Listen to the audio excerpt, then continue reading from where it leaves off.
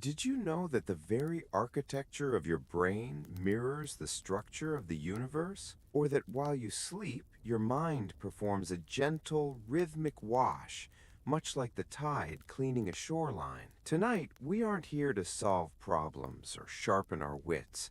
Instead, we will drift backward through time, tracing the slow, quiet evolution of intelligence itself.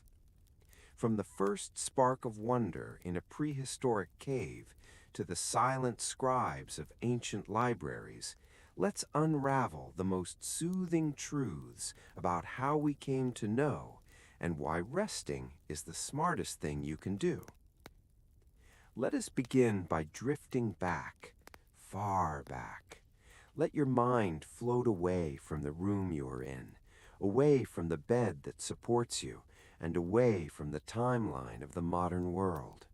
We are moving backward, past the era of cities and steel, past the time of stone castles and iron swords, reversing the clock by hundreds of thousands of years. Imagine a darkness deeper than any you have ever known. In our modern world, the night is never truly complete. There is always the faint glow of a street lamp, the hum of a distant highway, or the standby light of a machine. But here, in this ancient cradle of history, the night is a heavy velvet blanket. It is absolute.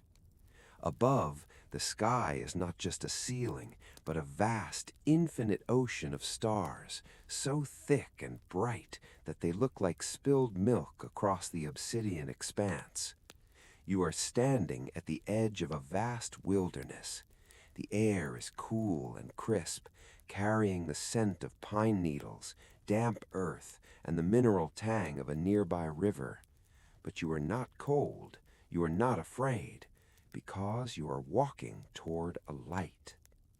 Ahead of you, in a small clearing protected by the gentle curve of a rock face, there is a fire. This is where the story of human intelligence truly begins, not in a classroom, not in a laboratory, and not in the frantic rush of invention.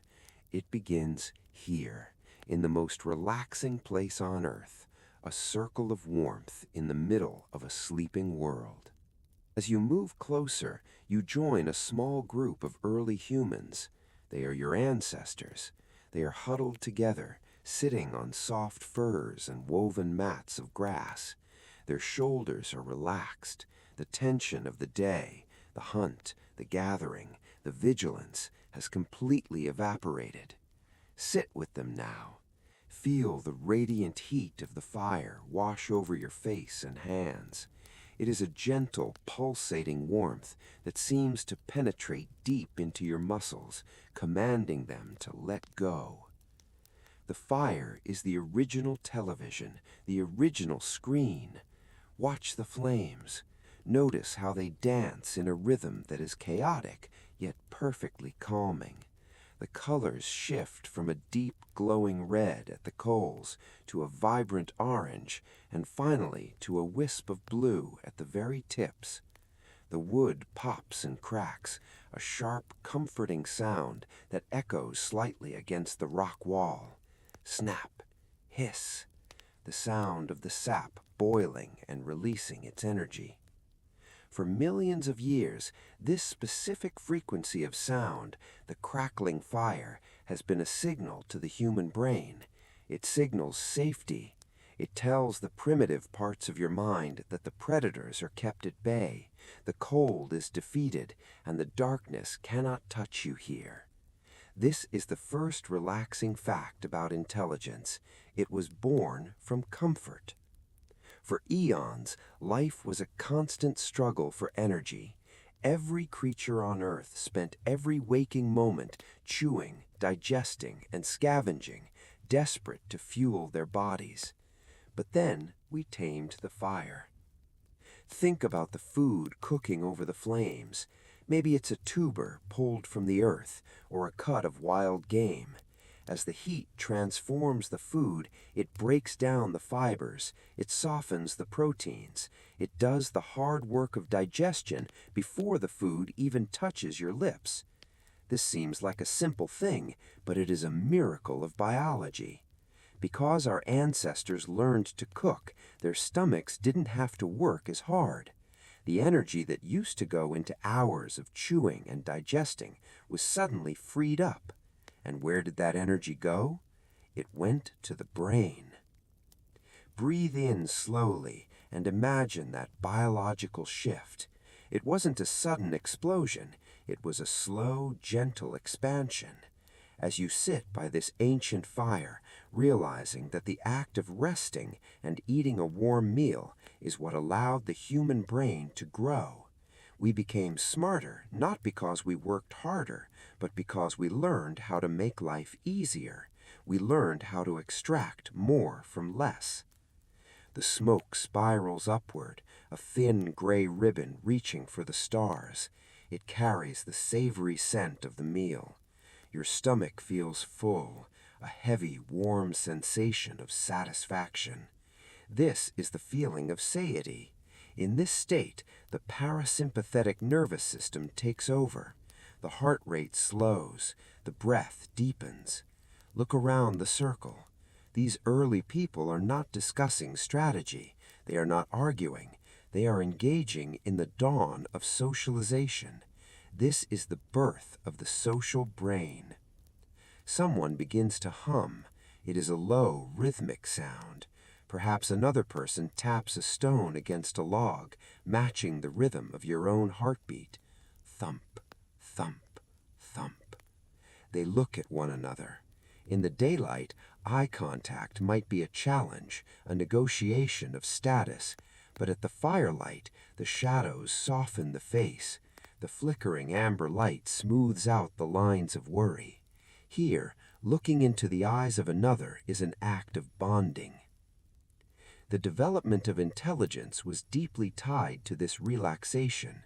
To understand the thoughts of others, to feel empathy, the brain requires a state of relative calm. You cannot philosophize when you are running from a lion. You can only wonder, dream, and connect when you are safe. So the fire became the center of the universe. It was the place where the day was processed. Imagine one of the elders beginning to speak. They do not have the complex vocabulary we possess today, but their voice is melodic. They are telling a story. Maybe it's about the path of the sun or the spirit of the river. As you listen to the cadence of the voice, you realize that storytelling is the oldest lullaby. The brain loves a narrative. It loves to follow a thread. When we listen to a story, our brain waves actually begin to synchronize with the storytellers. It's a form of neural coupling, a dance of minds. This act of listening requires you to be still. It requires you to stop moving, to stop planning, and to simply receive. This receptive state is the fertile soil where intelligence grew. It was in these quiet moments, staring into the embers, listening to the wind in the trees, feeling the warmth of kin, that the human mind began to ask the big questions. What are those lights in the sky? Where does the fire go when it burns out?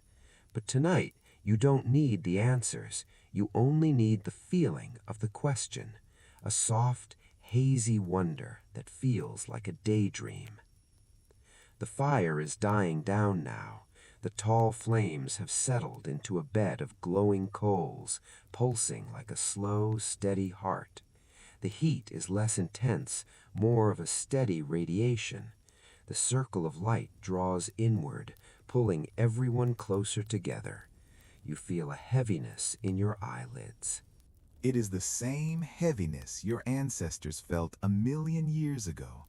It is a genetic memory of safety. The day is done. The work is finished. The fire has done its job of protecting and feeding you. There is nothing left to do but watch the embers fade. Notice how the brain creates patterns in the glowing red wood. You see shapes, a mountain, a face, an animal. This is your mind's creativity at play, The same spark that would one day build pyramids and write symphonies, currently just playing quietly in the dark. The intelligence of the early human was not frantic, it was observational, it was patient, it moved at the speed of nature. As you lay back on the soft furs in your imagination, you look up at the stars again. Without the fire's bright glare, they are even more brilliant. The Milky Way stretches across your vision, a river of light. You realize that you are part of this stillness. The evolution of your mind was designed for this cycle. High activity followed by deep, restorative rest. The first spark of intelligence wasn't just the fire on the ground. It was the spark of peace that allowed the mind to wander. Allow yourself to feel that ancient connection. You are safe. You are warm. You are well fed. You are surrounded by your tribe, even if they are only in spirit. The crackling sound becomes softer, less frequent. Click, pop, and then silence. Just the sound of slow, rhythmic breathing around you. The air is cool on your forehead, but your body is wrapped in warmth. The contrast is delicious. It makes the sleep feel deeper. You are drifting in the space between the firelight and the starlight, in the cradle of human history, waiting for the dreams to come. This was the beginning, the simple, quiet act of sitting together in the dark, letting the mind rest so that it could grow. And now you continue that tradition. You are doing exactly what nature intended for you to do. You are resting. You are letting the fire fade. You are drifting into the dawn of your own dreams. The fire of the cave slowly dims in your mind, fading into a gentle, warm embers that settle deep within your chest. The stars that wheeled above the prehistoric wilderness begin to spin faster, blurring into streaks of light, moving forward through time. Let the centuries wash over you like a gentle tide. Thousands of years drift by in a heartbeat. The landscape shifts. The dense, wild forests recede, and the rough, rocky terrain smooths out. You are drifting downward now, settling gently onto a new ground. The air here is different. It is warm, dry, and smells faintly of dust and sweet water. You have arrived in the cradle of civilization. You are standing on the banks of the Euphrates River in ancient Sumer.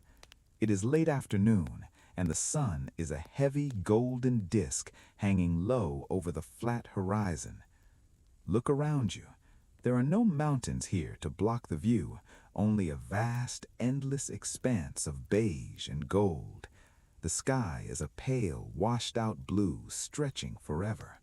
The only sound is the slow, powerful movement of the river. It is a massive, sluggish body of water, moving with the quiet confidence of a force that has flowed for eternity. This is the land of clay.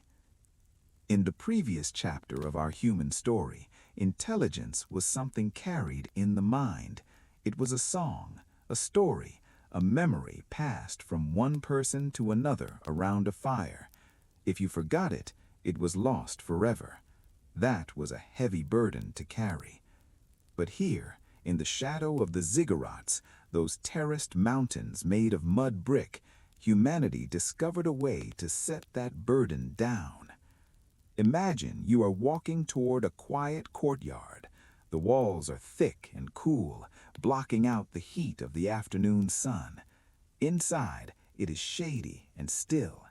You see a figure sitting cross-legged on a woven mat. It is a scribe. Sit beside them. There is no need to speak. In this era, wisdom is found in the hands. Watch the scribe's hands. They are reaching into a wet basket and pulling out a handful of river clay. Close your eyes and imagine that feeling in your own hands. The clay is cool, shocking against the warmth of the day. It is heavy, dense, and moist. It smells of the deep earth, of minerals and rain and time itself. The scribe begins to work the clay. Watch the slow, rhythmic motion. Squeeze, fold, press. Squeeze, fold, press.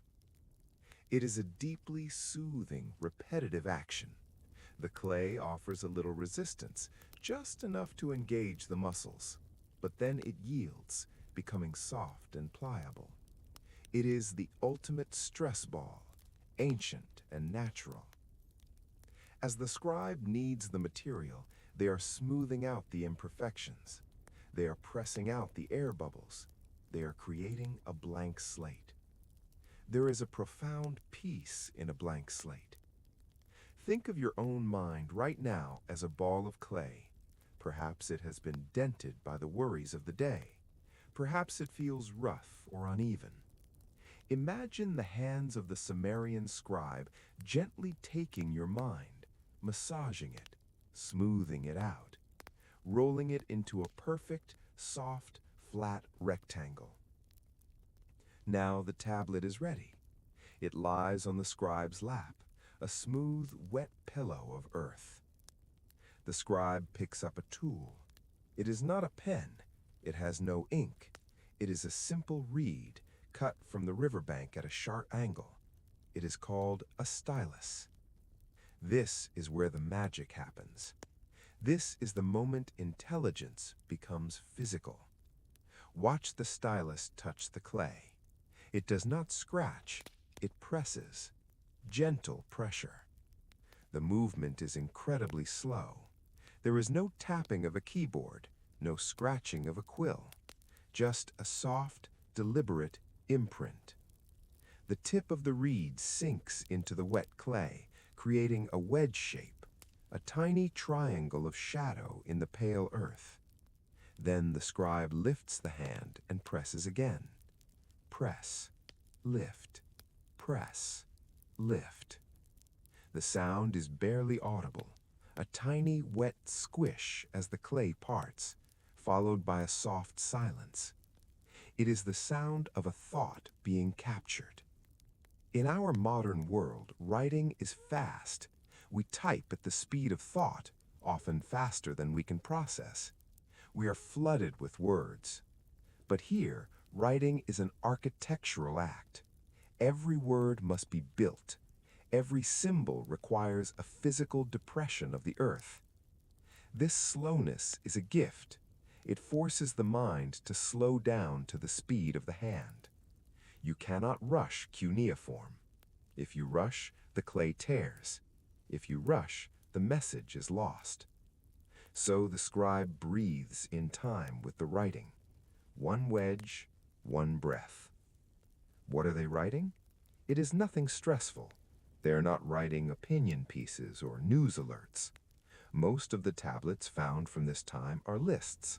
They are inventories. 10 jars of oil, 5 baskets of grain, 3 bundles of wool. There is something incredibly relaxing about a list. It is an act of ordering the world. It is a way of saying, I know what I have. Everything is accounted for. Everything is in its place. As you watch the rows of tiny wedges fill the tablet, you feel a sense of completion. The chaos of the harvest is tamed into neat, orderly rows on the clay. The anxiety of memory is gone. You don't have to remember how many jars of oil there are. The clay remembers for you. This was the great relaxation of the Sumerian era, the externalization of memory. For the first time in history, the human brain could truly relax. It didn't need to hold everything. We built a hard drive out of mud. Imagine the relief of that. Imagine taking a worry that is looping in your mind right now, a task you need to do, a date you need to remember, and imagining yourself pressing it into a piece of wet clay. You see the words form in the earth, and then you set the tablet down. It is out of you. It is held by the earth. You are free. The sun begins to dip below the horizon, painting the sky in shades of violet and bruised orange. The heat of the day lifts, replaced by a gentle, cooling breeze from the river. The scribe finishes the work. The tablet is full. Now comes the final step, the drying. The scribe takes the tablet and places it on a shelf, or perhaps leaves it out in the last rays of the sun. The wet, dark clay will slowly turn a pale, dusty white. It will harden. As it dries, the thought becomes permanent. It becomes stone. There is a deep comfort in the idea of permanence. In a world where things change so fast, where screens flicker and change, these clay tablets were built to last forever. And they did. We can still read them today, 5,000 years later. The scribe washes their hands in a basin of water. The mud swirls away, returning to the earth. The hands are clean. The work is done. Night falls over Mesopotamia. The torches are lit in the courtyard, casting long, dancing shadows against the brick walls. The air fills with the sound of crickets and the distant lowing of cattle settling down for the night. You are lying on a mat nearby, watching the stars appear one by one.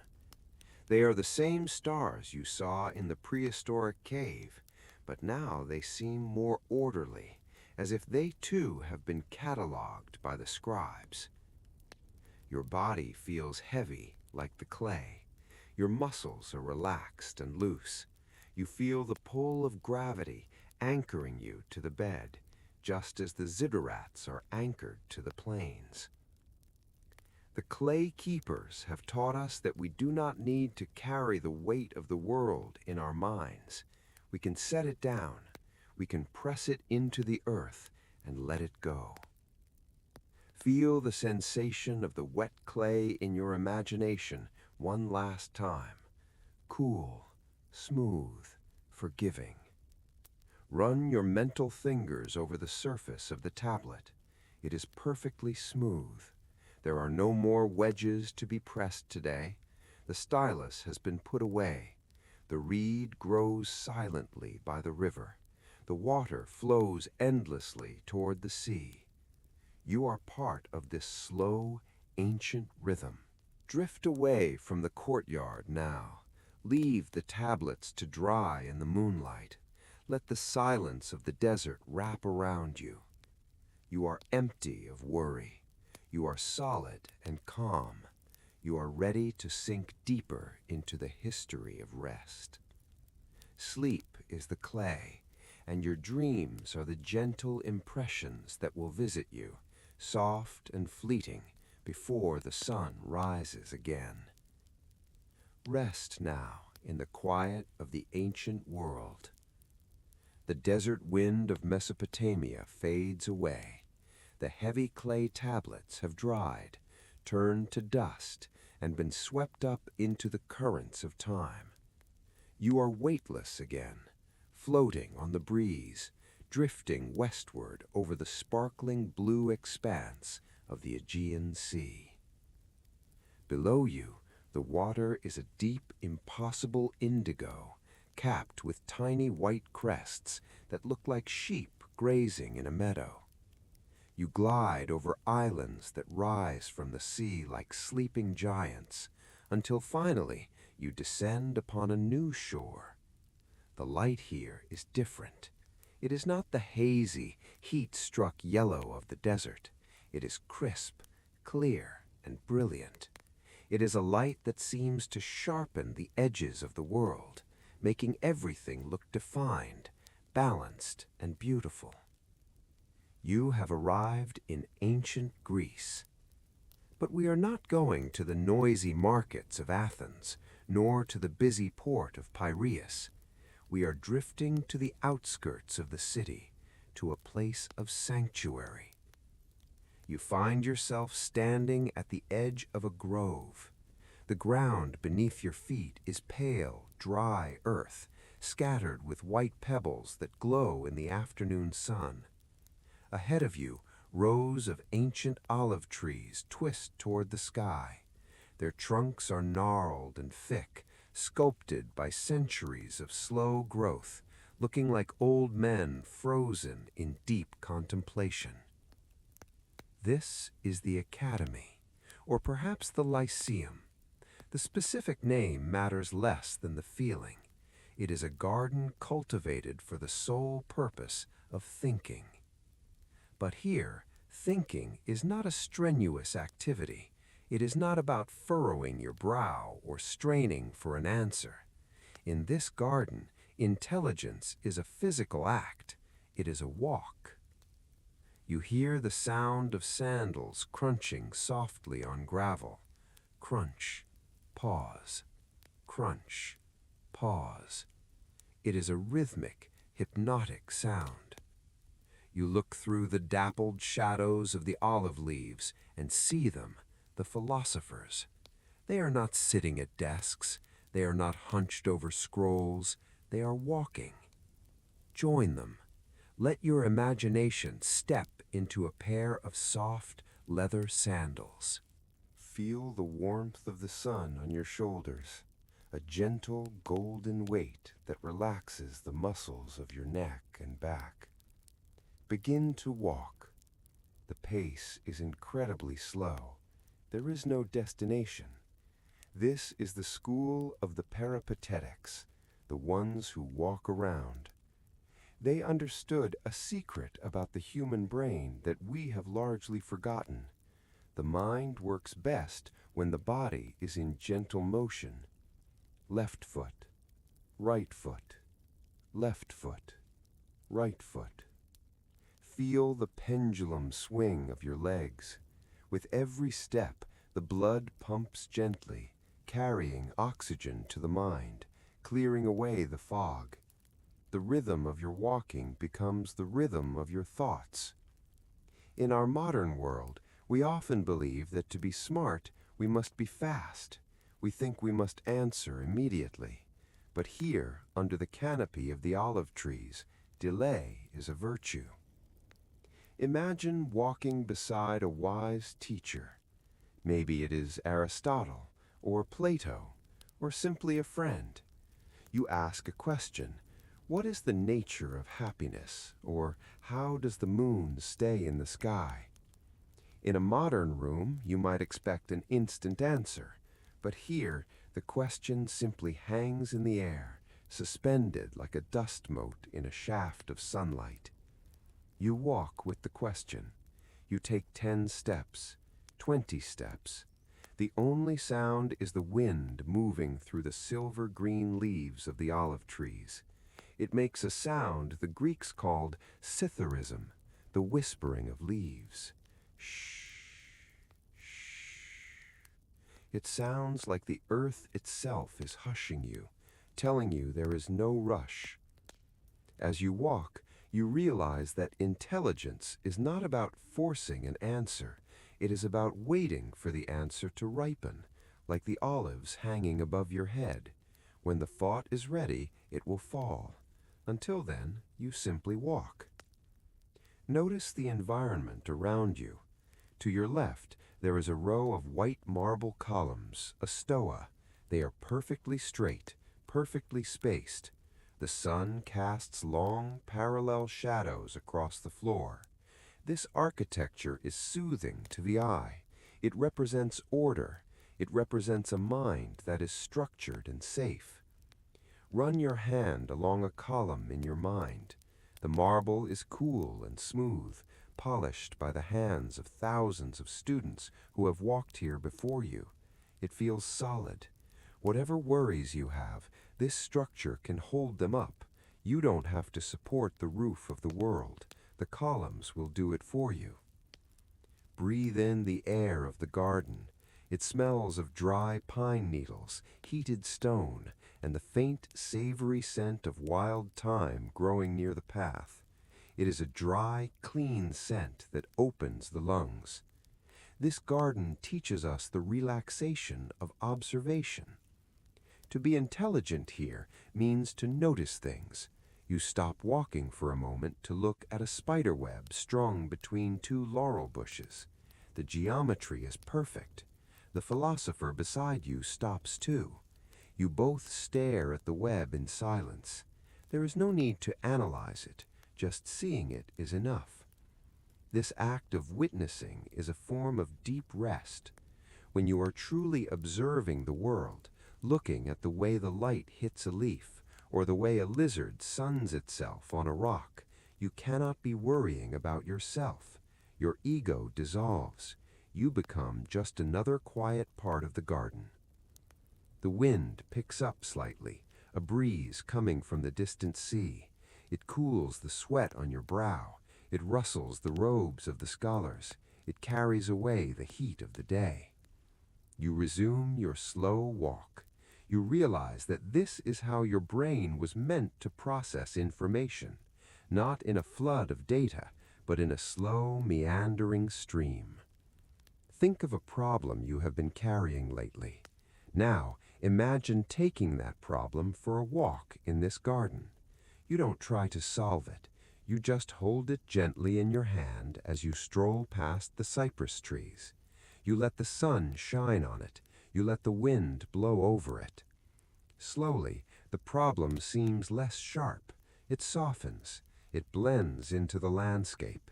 You realize that you too, like the philosophers, are just a small part of a very long history. The trees are hundreds of years old. The stone is millions of years old. Your worries are temporary. They are just clouds passing over the sun. The sun begins to lower in the sky, turning the light from gold to a deep, rich amber. The shadows stretch longer, reaching out like arms to embrace the earth. The cicadas begin their evening song, ree, ree, ree, ree, a constant rhythmic buzzing that acts as a sonic blanket, drowning out all other distractions. The walking slows down. The philosophers are moving toward the stone benches scattered around the grove. It is time to sit. Find a bench in the shade. The stone is warm from the day's sun, radiating a gentle heat into your body. You sit down and let your legs relax. The walking is done. The journey is over. You lean back against a pillar. You feel a profound sense of stillness. It is the stillness that comes after movement. Your body feels heavy, grounded, and pleasantly tired. You watch the other figures in the garden. They are not speaking anymore.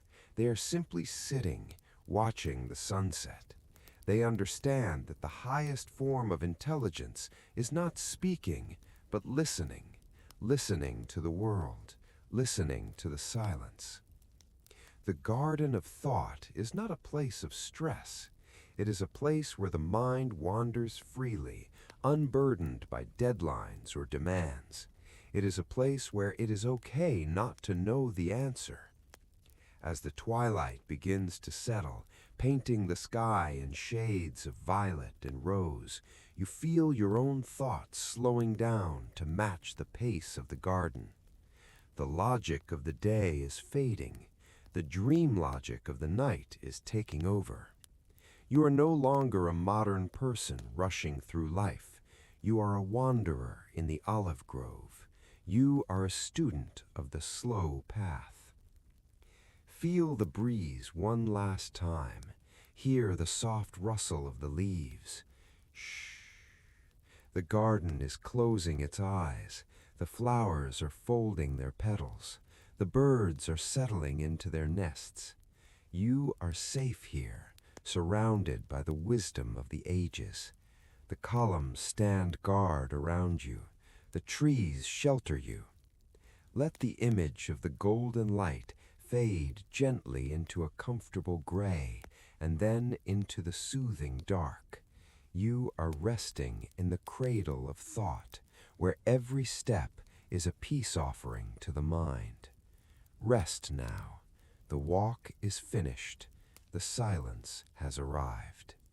The sun sets over the olive groves of Greece, and the sky turns a deep velvety purple. The philosophers have gone to their rest. The walking has stopped. The world is becoming still. Let your mind drift once again.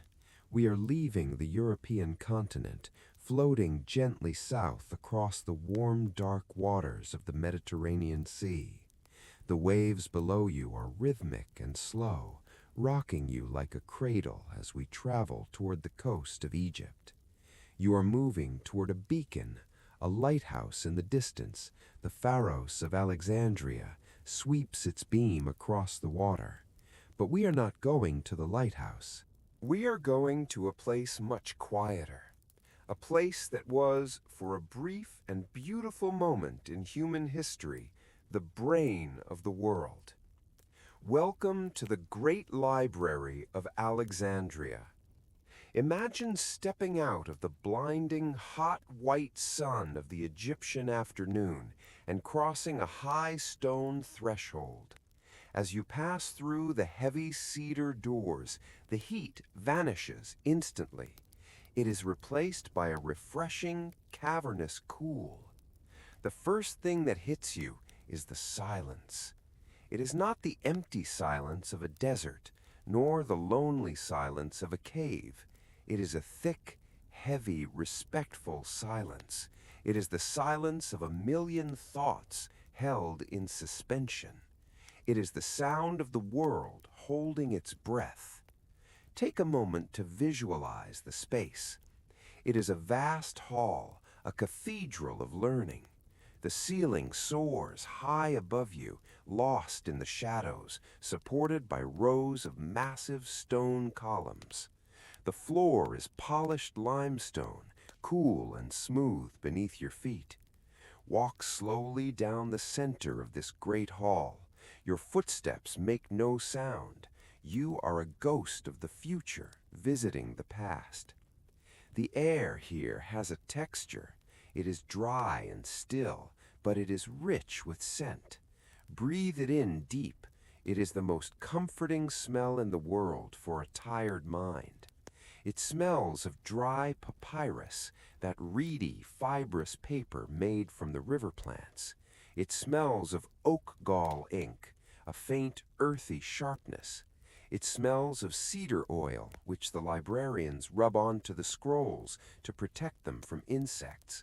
And beneath it all, there is the faint, sweet scent of beeswax and old dust. This is the perfume of history. It is the scent of memory.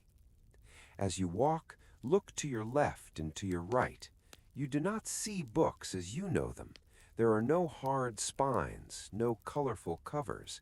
Instead, you see shelves, thousands upon thousands of wooden cubbies, honeycombing the walls from the floor to the ceiling. And in each cubby rests a scroll. There are said to be 500,000 scrolls here. Mathematics, poetry, astronomy, medicine, history.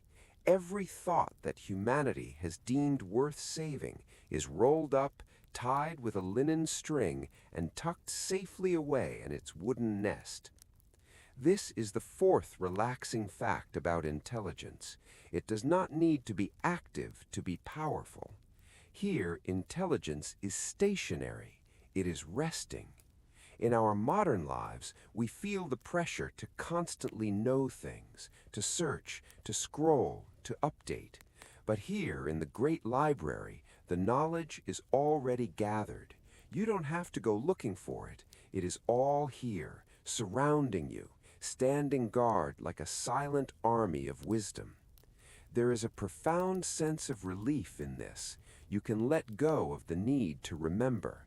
The library remembers for you. Imagine running your hand along the edge of a shelf.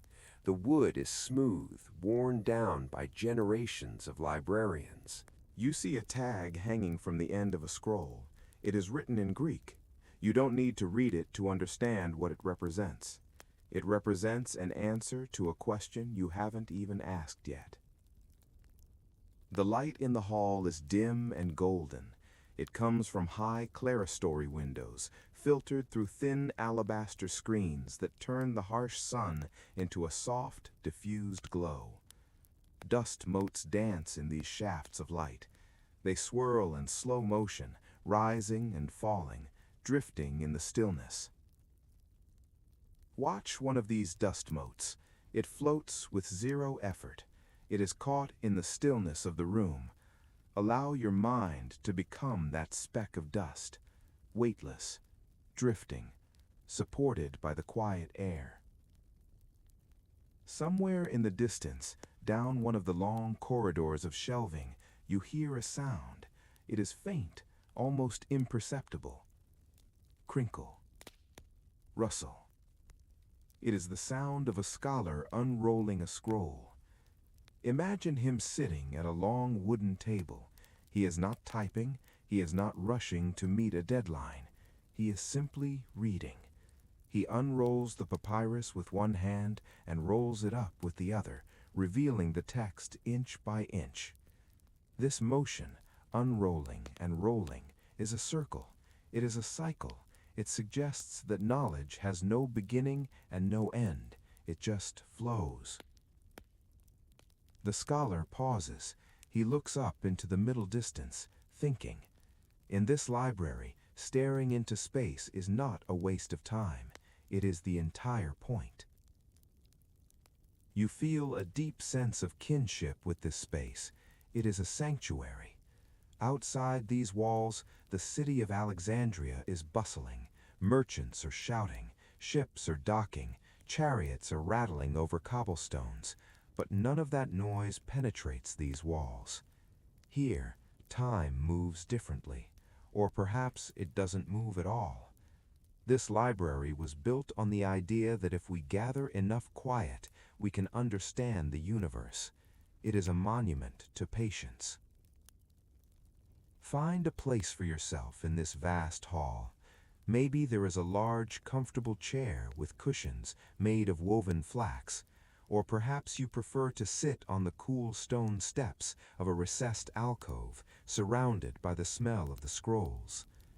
Sit down. Let your body sink into the architecture. Feel the solidity of the stone beneath you. These walls were built to last for eternity. They are thick and protective. They stand between you and the chaos of the world. You are safe in the fortress of thought. As you sit there, surrounded by the collective peace of all human knowledge, you realize that you don't need to learn anything tonight. You don't need to be smart tonight. The scrolls are doing the work. They are holding the information, so you don't have to. Think of your own brain as a library. All day long, the doors have been open. People have been coming and going, asking questions, making noise, moving things around. The lights have been bright. But now, it is time to close the library. Imagine walking to the great cedar doors. They are heavy, hung on massive bronze hinges. You take hold of the iron handles. You feel the weight of the wood. Slowly, gently, you push the door shut. Creak, thud. The latch clicks into place. The noise of the outside world is cut off completely. The last beam of sunlight fades as the sun dips below the horizon. Now, inside your mind, the librarians are moving through the aisles. They are moving slowly, wearing soft slippers that make no sound. They are carrying candle snuffers. One by one, they are extinguishing the lamps. Watch the lights go out. A flame flickers at the end of the aisle, and then a wisp of smoke and darkness. Another light goes out, and another. The vast hall is becoming dimmer. The golden light turns to a deep, soothing gray, and then to a soft, warm black. The scrolls are sleeping in their cubbies.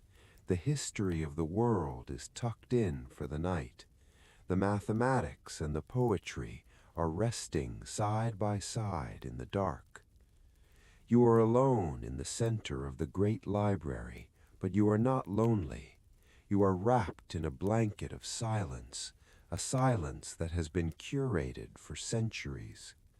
The smell of the cedar and papyrus seems to grow stronger in the dark, a grounding, earthy scent that anchors you to the present moment, to the heaviness of your own limbs. Your breathing slows down to match the rhythm of the empty hall, in and out, echoing softly in the vastness. There is nothing left to read. There is nothing left to write. The catalogue is complete for the day. You feel a profound heaviness in your eyes, a desire to simply curl up in this sanctuary of wisdom, to let the knowledge surround you like a thick stone wall, protecting your sleep. The silent shelves have taken your worries and filed them away. They are stored on a high shelf, far out of reach, deep in the shadows. You couldn't reach them even if you wanted to, and you don't want to. You only want to drift, to float in the dust-mote air, to become part of the silence. The library is closed. The quiet is absolute. You are safe among the whispers of history. Sleep now. The heavy cedar doors of the great Library of Alexandria have clicked shut. The stone halls are silent. The scrolls are sleeping in their cubbies, and the ancient world has faded into the velvet darkness of history. Now we turn inward. We are leaving the world of stone and papyrus and entering a world that is older, vaster, and even more beautiful. It is the world that exists right now, in this very moment, inside of you. Let your focus drift to the space behind your eyes. Imagine that you are shrinking down, smaller and smaller, passing through the veil of sleep, entering the cathedral of your own mind. We often think of the brain as a computer. We imagine wires, electricity, flashing lights, and data processing. But this is a harsh, modern metaphor. It is too noisy for tonight. The truth is much softer. Your brain is not a machine. It is a garden. It is a forest. It is a galaxy. As you float into this inner landscape, look around. You are in a vast, dark space, deeper than the deepest ocean, quieter than the furthest star. But it is not empty. All around you, stretching out in every direction, is the architecture of your intelligence. It is the most complex structure in the known universe, yet its design is incredibly organic. It mirrors the roots of ancient trees. It mirrors the spread of river deltas. It mirrors the web of stars in the night sky. You see the neurons, but they do not look like diagrams in a textbook. Here, in the quiet of the night, they look like elegant, glowing trees. Imagine a single neuron. It has a center, a body, glowing with a soft, warm bioluminescence, a pale amber light. Extending from this center are branches, the dendrites. They reach out slowly, gently, like the limbs of a willow tree reaching for water. They are delicate and fine, swaying in the slow currents of your cerebrospinal fluid. There is no rush here. These trees of the mind have been growing since before you were born. They are ancient watchers. You are floating through this forest of light.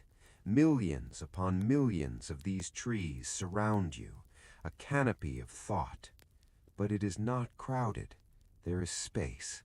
Vast open space between the branches. This space is important.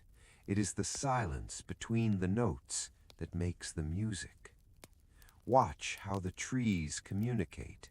In the waking world, we talk about firing neurons, which sounds aggressive, but here you see the truth. It is a chemical drift. A tiny shimmering point of light travels down the long trunk of a neuron, the axon. It moves lazily, like a firefly drifting through a summer night. It reaches the end of the branch. It does not jump. It does not spark. It releases a soft mist.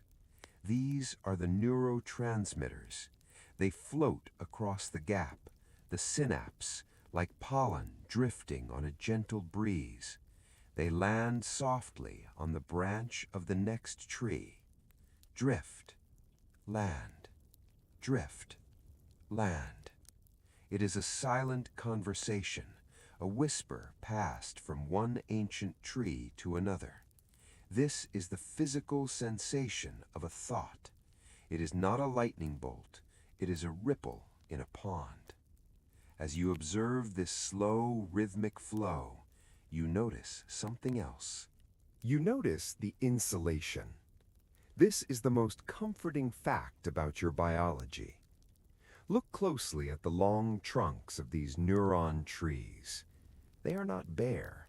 They are wrapped. They are swaddled. Biology calls this the myelin sheath. It is a layer of fatty tissue that coats the nerves. But tonight, let us call it what it really looks like, a blanket. Nature understands that information is delicate. It understands that your thoughts need protection. And so it has evolved this substance, myelin, to wrap around the pathways of your mind. Imagine a series of soft, white, fluffy blankets wrapped around a wire, layer upon layer upon layer. It looks like a long, soft pillow. This myelin has a specific purpose. It makes the signal smooth. Without it, thoughts would be jagged, they would leak away, they would be static. But with this coating, the signal glides. Visualize a thought traveling down one of these wrapped pathways. It slides effortlessly. It is like a sled gliding over fresh, packed snow. Swoosh. No friction, no resistance, just a smooth, silent journey from one place to another. This insulation is the architecture of calm. It is there to ensure that you don't feel the electricity of your own mind. You only feel the result, the smooth continuity of your existence.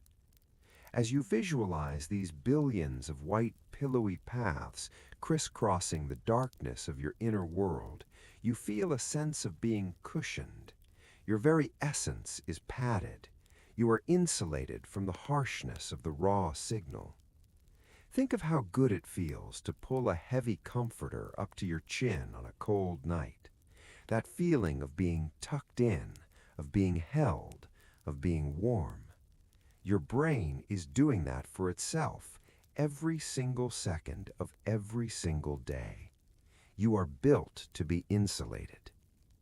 As you drift deeper into this neural forest, you notice the rhythm of the environment. The lights, the thoughts are dimming. During the day, this forest is busy, but now you are entering the state of sleep. The frequency is changing.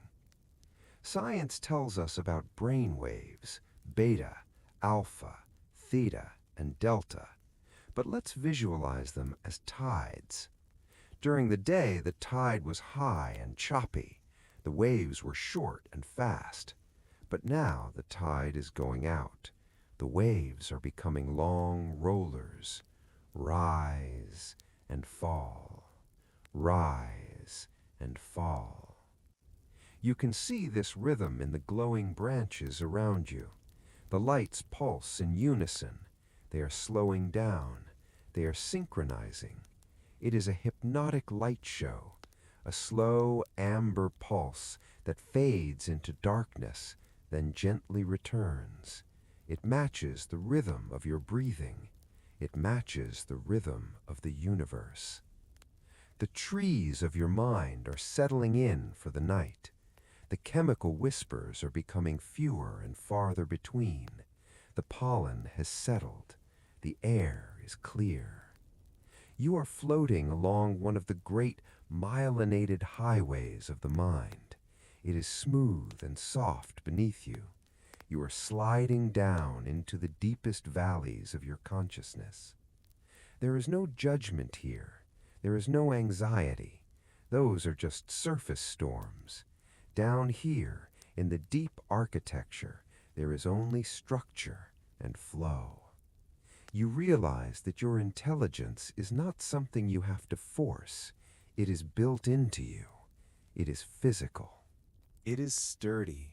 Just as your heart beats without you asking it to, your neurons weave their webs of connection without your effort. You can let go of the controls. The machinery, this beautiful, organic, soft machinery, knows exactly what to do. It knows how to repair itself. As you drift, you might notice tiny caretakers in the dark, the glial cells. They are the gardeners of this forest. While you sleep, they emerge from the shadows. They are sweeping the paths. They are pruning the branches. They are strengthening the blankets of myelin. They work best when you are not watching. They work best when the lights are out. So, let the lights go out. Watch the glowing trees dim one by one. The amber light fades to a dull ember and then to nothing. The forest becomes a silhouette against the void. You are wrapped in the comfort of your own design. You are safe inside the skull, protected by layers of tissue, cushioned by fluid, insulated by myelin. You are in the safest room that has ever been built. The concept of thinking feels distant now. You are no longer the thinker. You are the space in which the thoughts happen. And right now, the space is empty. It is a clean, dark, velvety emptiness. The vast network of stars inside your head has stopped twinkling. The galaxy is rotating slowly, lazily. You feel a profound appreciation for this body you inhabit. It is not just a vessel, it is a sanctuary. It was crafted over millions of years to give you this exact moment of peace. The neurons are resting. The synapses are silent. The blankets are pulled tight. You glide along the smooth white path, deeper and deeper into the center of the forest, where the sleep is thickest. You are part of the architecture. You are the calm. Rest in this structure. Trust the design. Let the darkness hold you. The soft, glowing forest of your own mind fades gently into the background. The neural pathways dim, and the biology of the brain settles into its restorative rhythm. We travel outward again, floating through the mists of time, leaving the microscopic world to return to the macroscopic pages of history. The air grows cooler. The silence deepens. You are drifting into the Middle Ages. History often paints this era as the Dark Ages, a time of chaos and shadow. But tonight, we find the hidden pocket of peace within that darkness.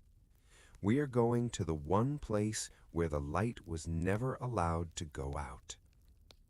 Imagine a high stone tower standing alone on a snowy mountainside, or perhaps a stone abbey nestled deep in a misty valley in Ireland or France. The world outside is wild. The wind howls through the trees. The night is ruled by the cold and the unknown. But inside, there is warmth. Inside, there is order. You pass through the heavy oak doors, barred against the winter. You walk down a narrow stone corridor, your footsteps echoing softly, tap, tap, tap, until you reach a small arched doorway. Push the door open gently. You have entered the scriptorium, the room of writing. The room is small and intimate. The walls are made of thick, rough-hewn stone that keeps the temperature constant. It smells of damp limestone, burning beeswax, and the faint, sharp tang of iron gall ink. In the center of the room sits a single wooden desk. It is old, stained with ink spots from centuries of work. And hunched over this desk is a figure. It is a monk. He is wearing a heavy wool robe, perhaps brown or gray, the hood pulled up loosely over his head to keep his neck warm. He does not look up as you enter. He is in a state of perfect, unbroken concentration. On the corner of the desk sits the source of the magic, a candle. Look at the candle.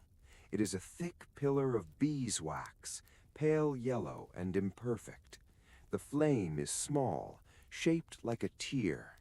It dances slightly in the draught, casting long, flickering shadows against the stone walls. This tiny flame is the only light in the castle, the only light in the valley, perhaps the only light for miles around. This is the scribe's candle. It represents the preservation of human intelligence. In this era, there were no printing presses. There were no clouds to store data.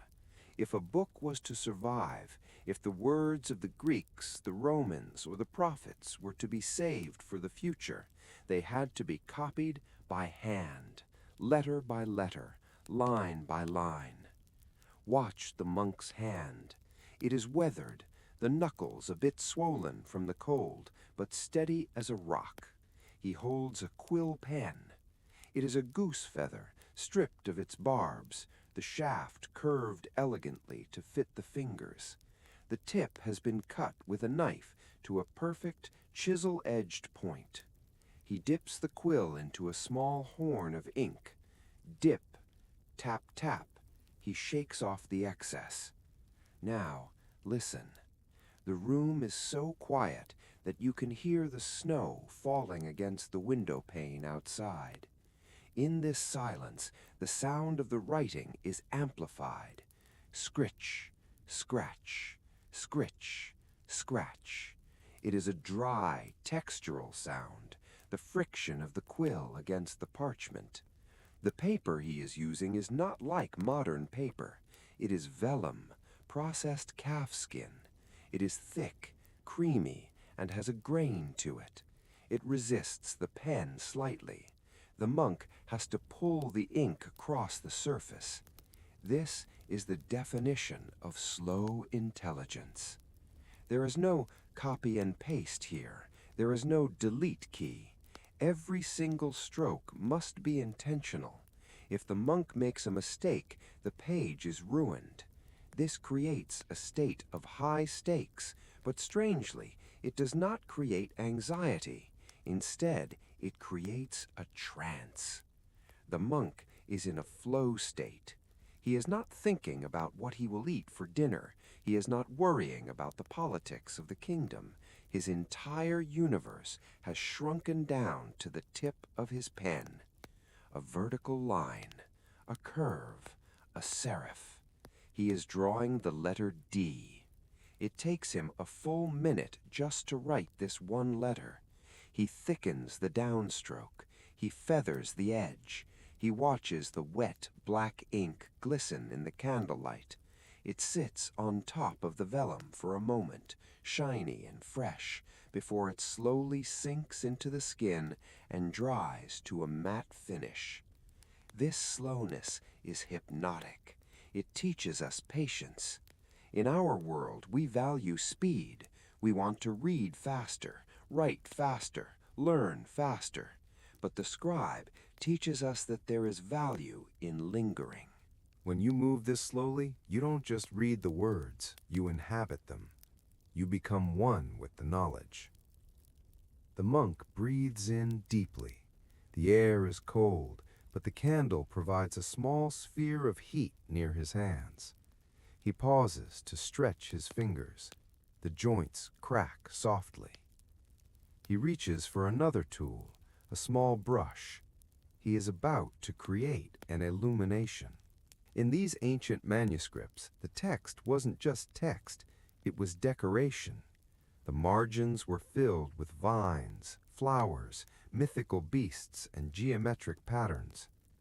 He dips the brush into a tiny pot of pigment, lapis lazuli, crushed into a powder and mixed with egg yolk to create the deepest, most royal blue imaginable. He paints a tiny vine wrapping around the letter D.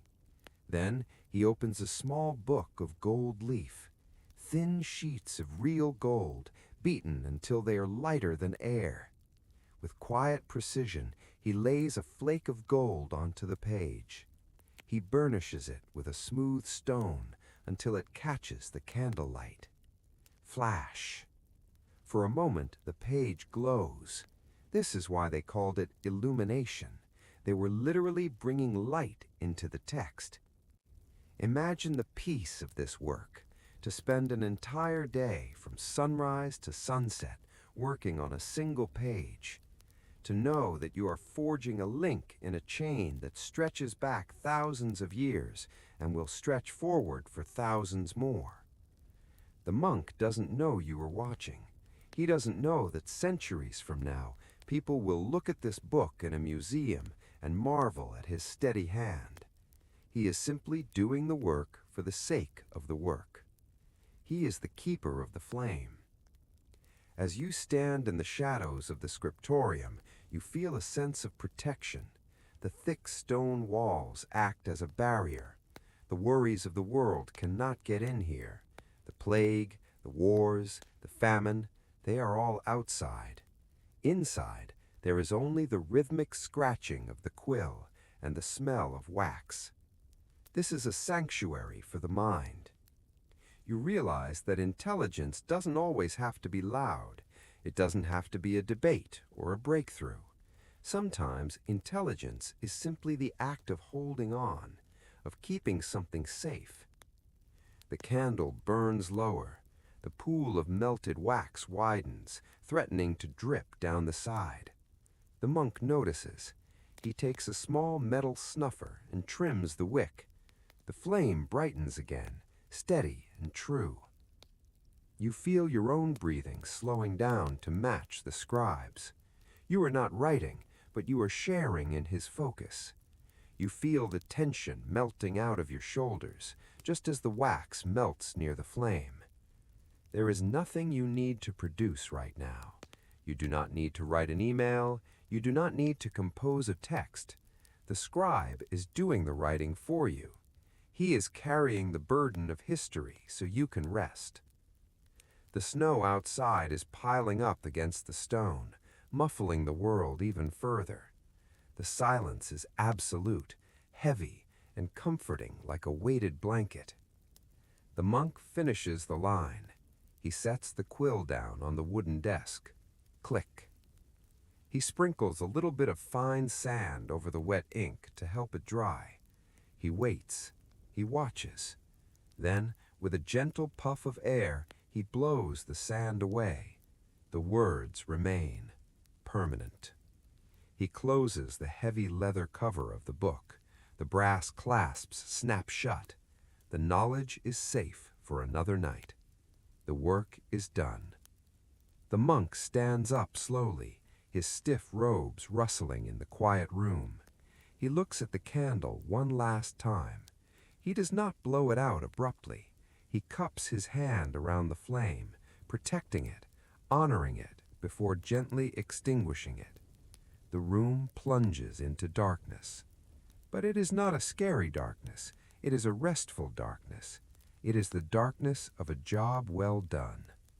The smell of the extinguished candle, that distinct, smoky, sweet scent, fills the air. You are left in the comfortable silence of the monastery.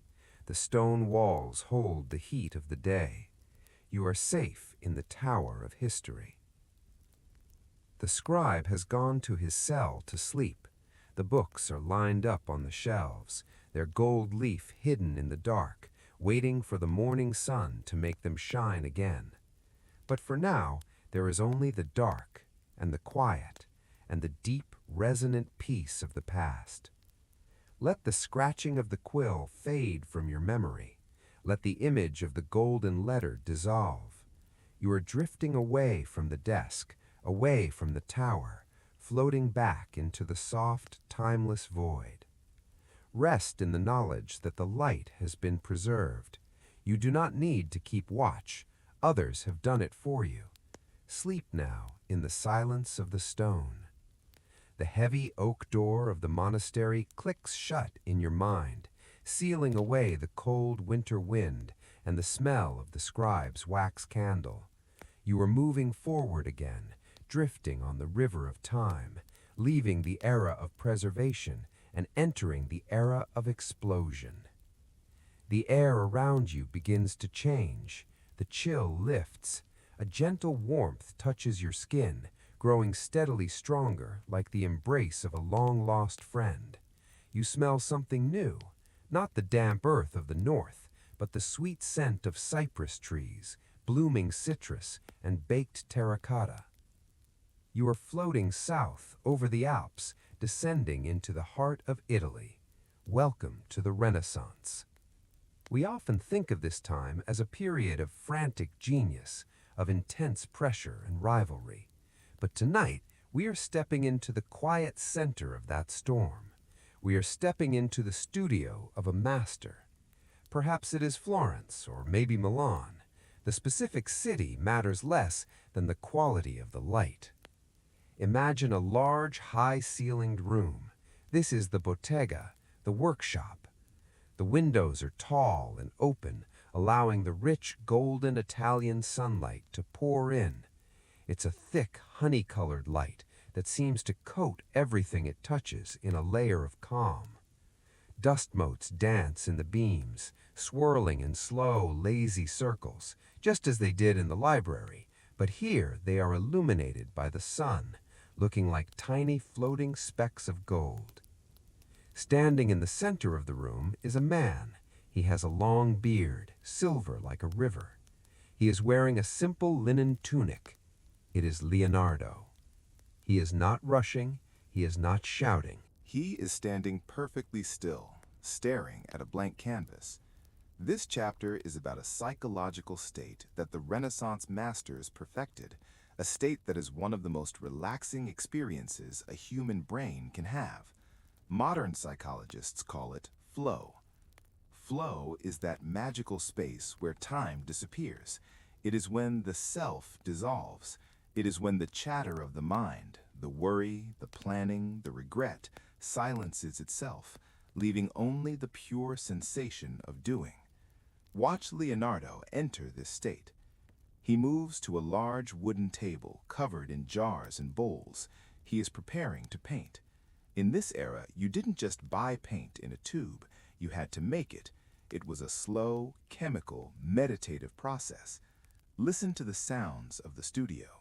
Grind, grind, grind. He is holding a heavy stone pestle, working it into a mortar. Inside, there is a rough chunk of lapis lazuli, the blue stone. He is crushing it into dust. Focus on that sound. It is a rhythmic, gritty, earthy sound. It is the sound of geology being transformed into art. The stone resists, then yields, resists, then yields. He takes the fine blue dust and pours it onto a glass slab. Then he picks up a jar of linseed oil. Watch the oil pour. It is thick, viscous, and golden. It moves slowly like honey. It catches the light as it falls, a silent, continuous stream. Glug, glug. He mixes the oil into the dust with a palette knife. Scrape, spread, scrape, spread. This is sensory grounding. The smell fills the room, the nutty, rich aroma of linseed oil, mixed with the sharp, clean scent of turpentine and a hint of dried lavender hanging from the rafters. It is a heady, intoxicating smell that signals the brain to focus. As he mixes, the blue paint becomes smooth. It turns into a glossy, wet paste. The color is impossibly deep. It is the color of the ocean at midnight. Leonardo is not thinking about the finished painting. He is not thinking about fame. He is entirely lost in the texture of the paint. His breathing has slowed. His heart rate has dropped. He is in the flow. To be in flow is to be resting while awake. The brain waves shift from the high-frequency beta waves of stress to the slower, rhythmic alpha and theta waves. This is the same state achieved in deep meditation. Now he turns to his sketchbook. The Renaissance was the moment when art met science. They realized that to paint the world beautiful, you had to understand how it worked. You had to observe it with total stillness. Leonardo picks up a piece of red chalk. He looks at a dried flower resting on the table. He looks, and he looks, and he looks. Most of us look at things for a split second. We label them, flower, and we move on. But the Renaissance mind lingers. He looks at the curve of the petal. He looks at the way the stem twists. He looks at the shadow it casts on the wood. He brings the chalk to the paper. Scritch, hush, scritch, hush. The sound of chalk on rough paper is one of the most soothing sounds in history. It is soft, dry, and tactile. He is not trying to force the flower to look a certain way. He is simply allowing his hand to follow his eye. There is no gap between seeing and doing.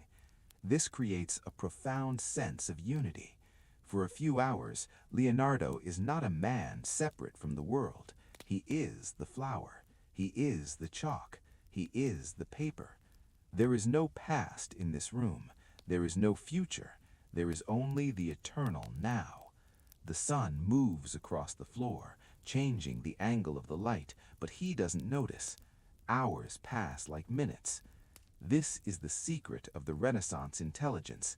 It wasn't about working hard. It was about working deep. Imagine yourself entering this flow state. Imagine you are sitting at that wooden table. You don't have to be an artist. You just have to be present.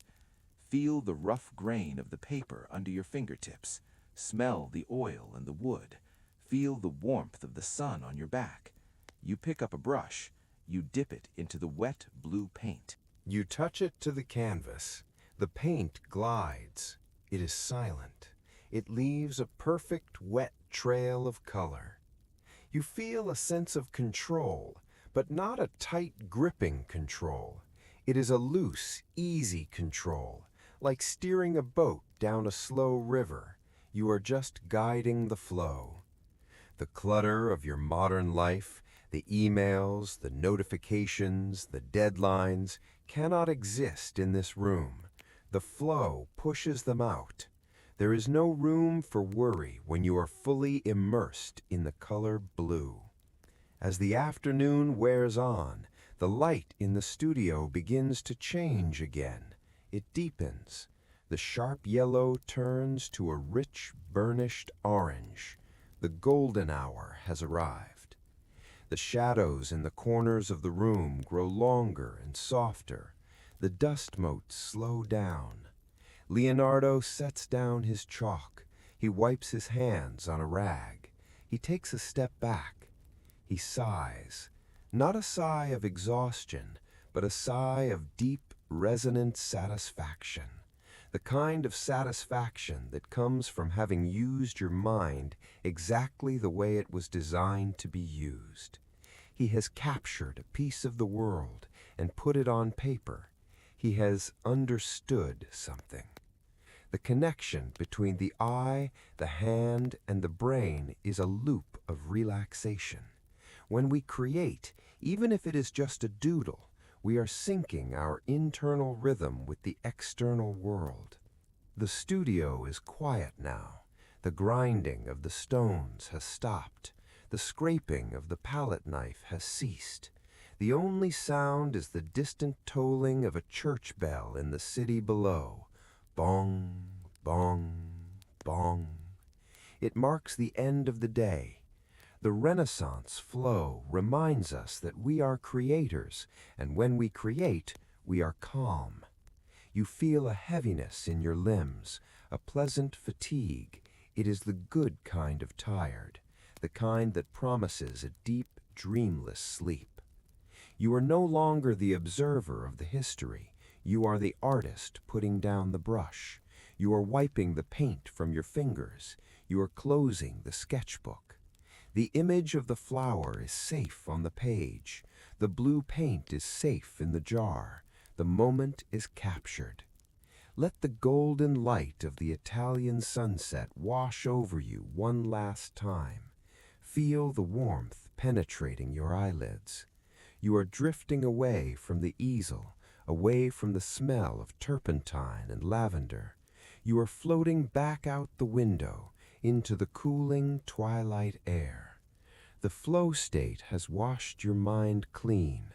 The static is gone. There is only the smooth, silent canvas of the night waiting for you. Rest in the beauty of the creation. Rest in the art of the pause. Sleep now. The golden light of the Renaissance studio fades gently from your mind. The smell of oil paint and the scratching of the chalk dissolve into the ether. We are leaving the cities of men.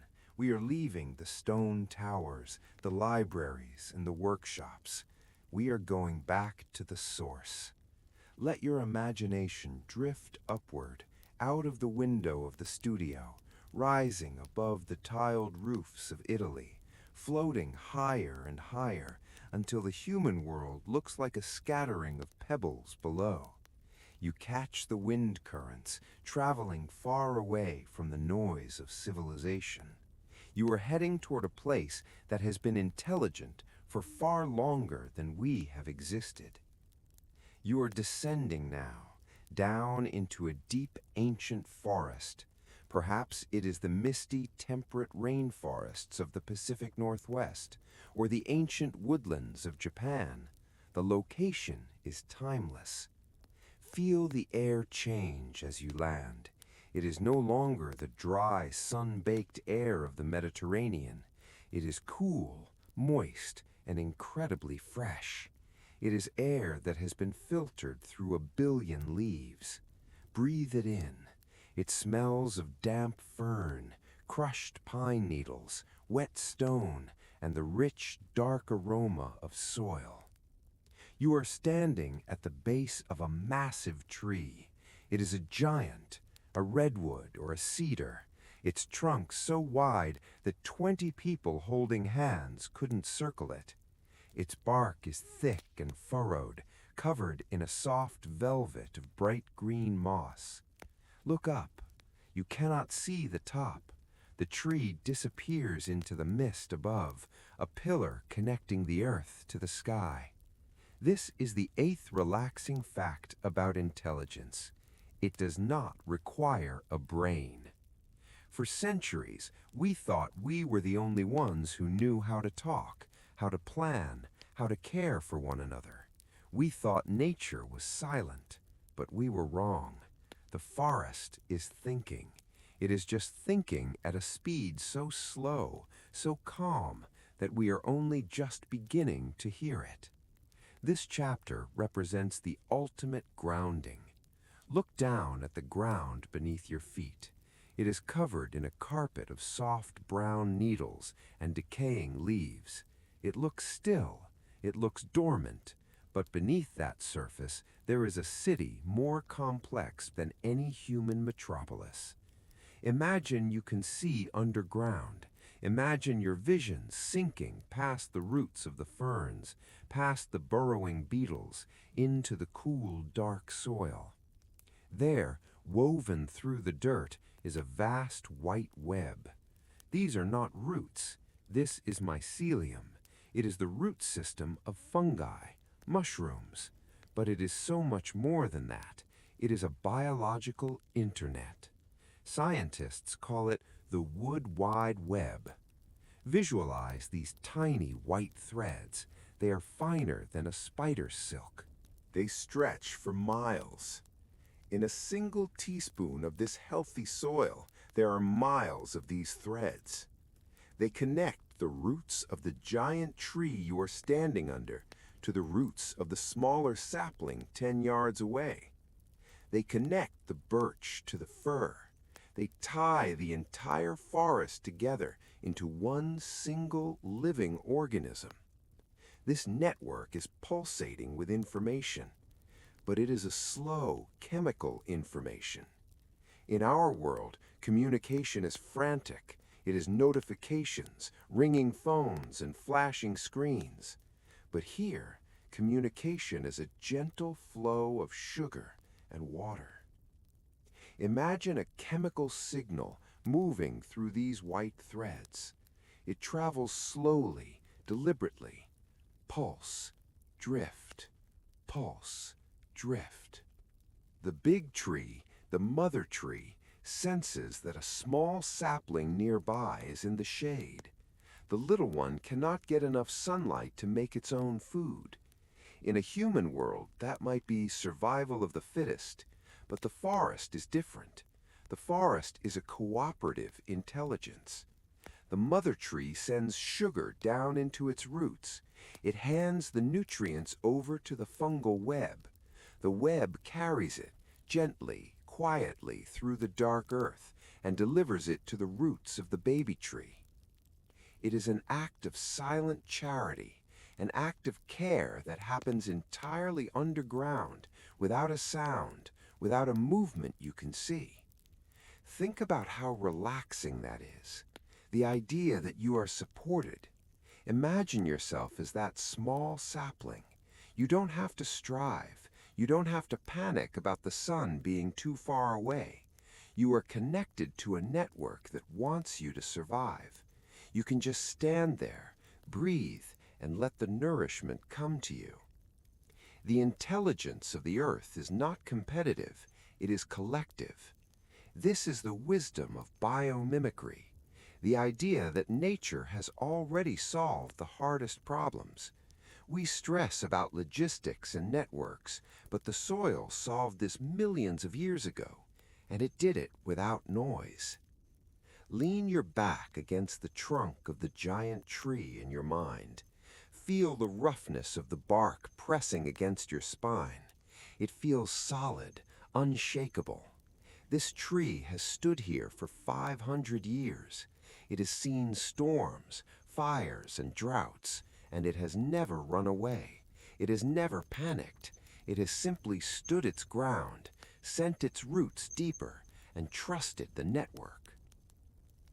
To be grounded means to be like this tree. Feel gravity pulling on your body now. It is a heavy magnetic pull. It is the earth claiming you. Your legs feel heavy like trunks.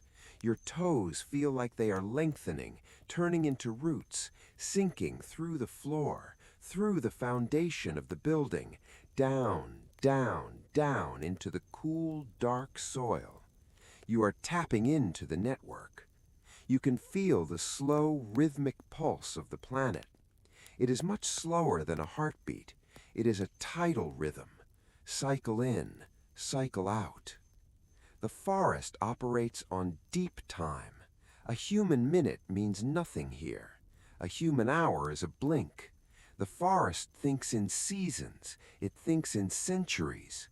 When you align your mind with this time scale, your current worries shrink. The deadline you have tomorrow, the forest doesn't know it. The embarrassment from last week, the mountains don't care.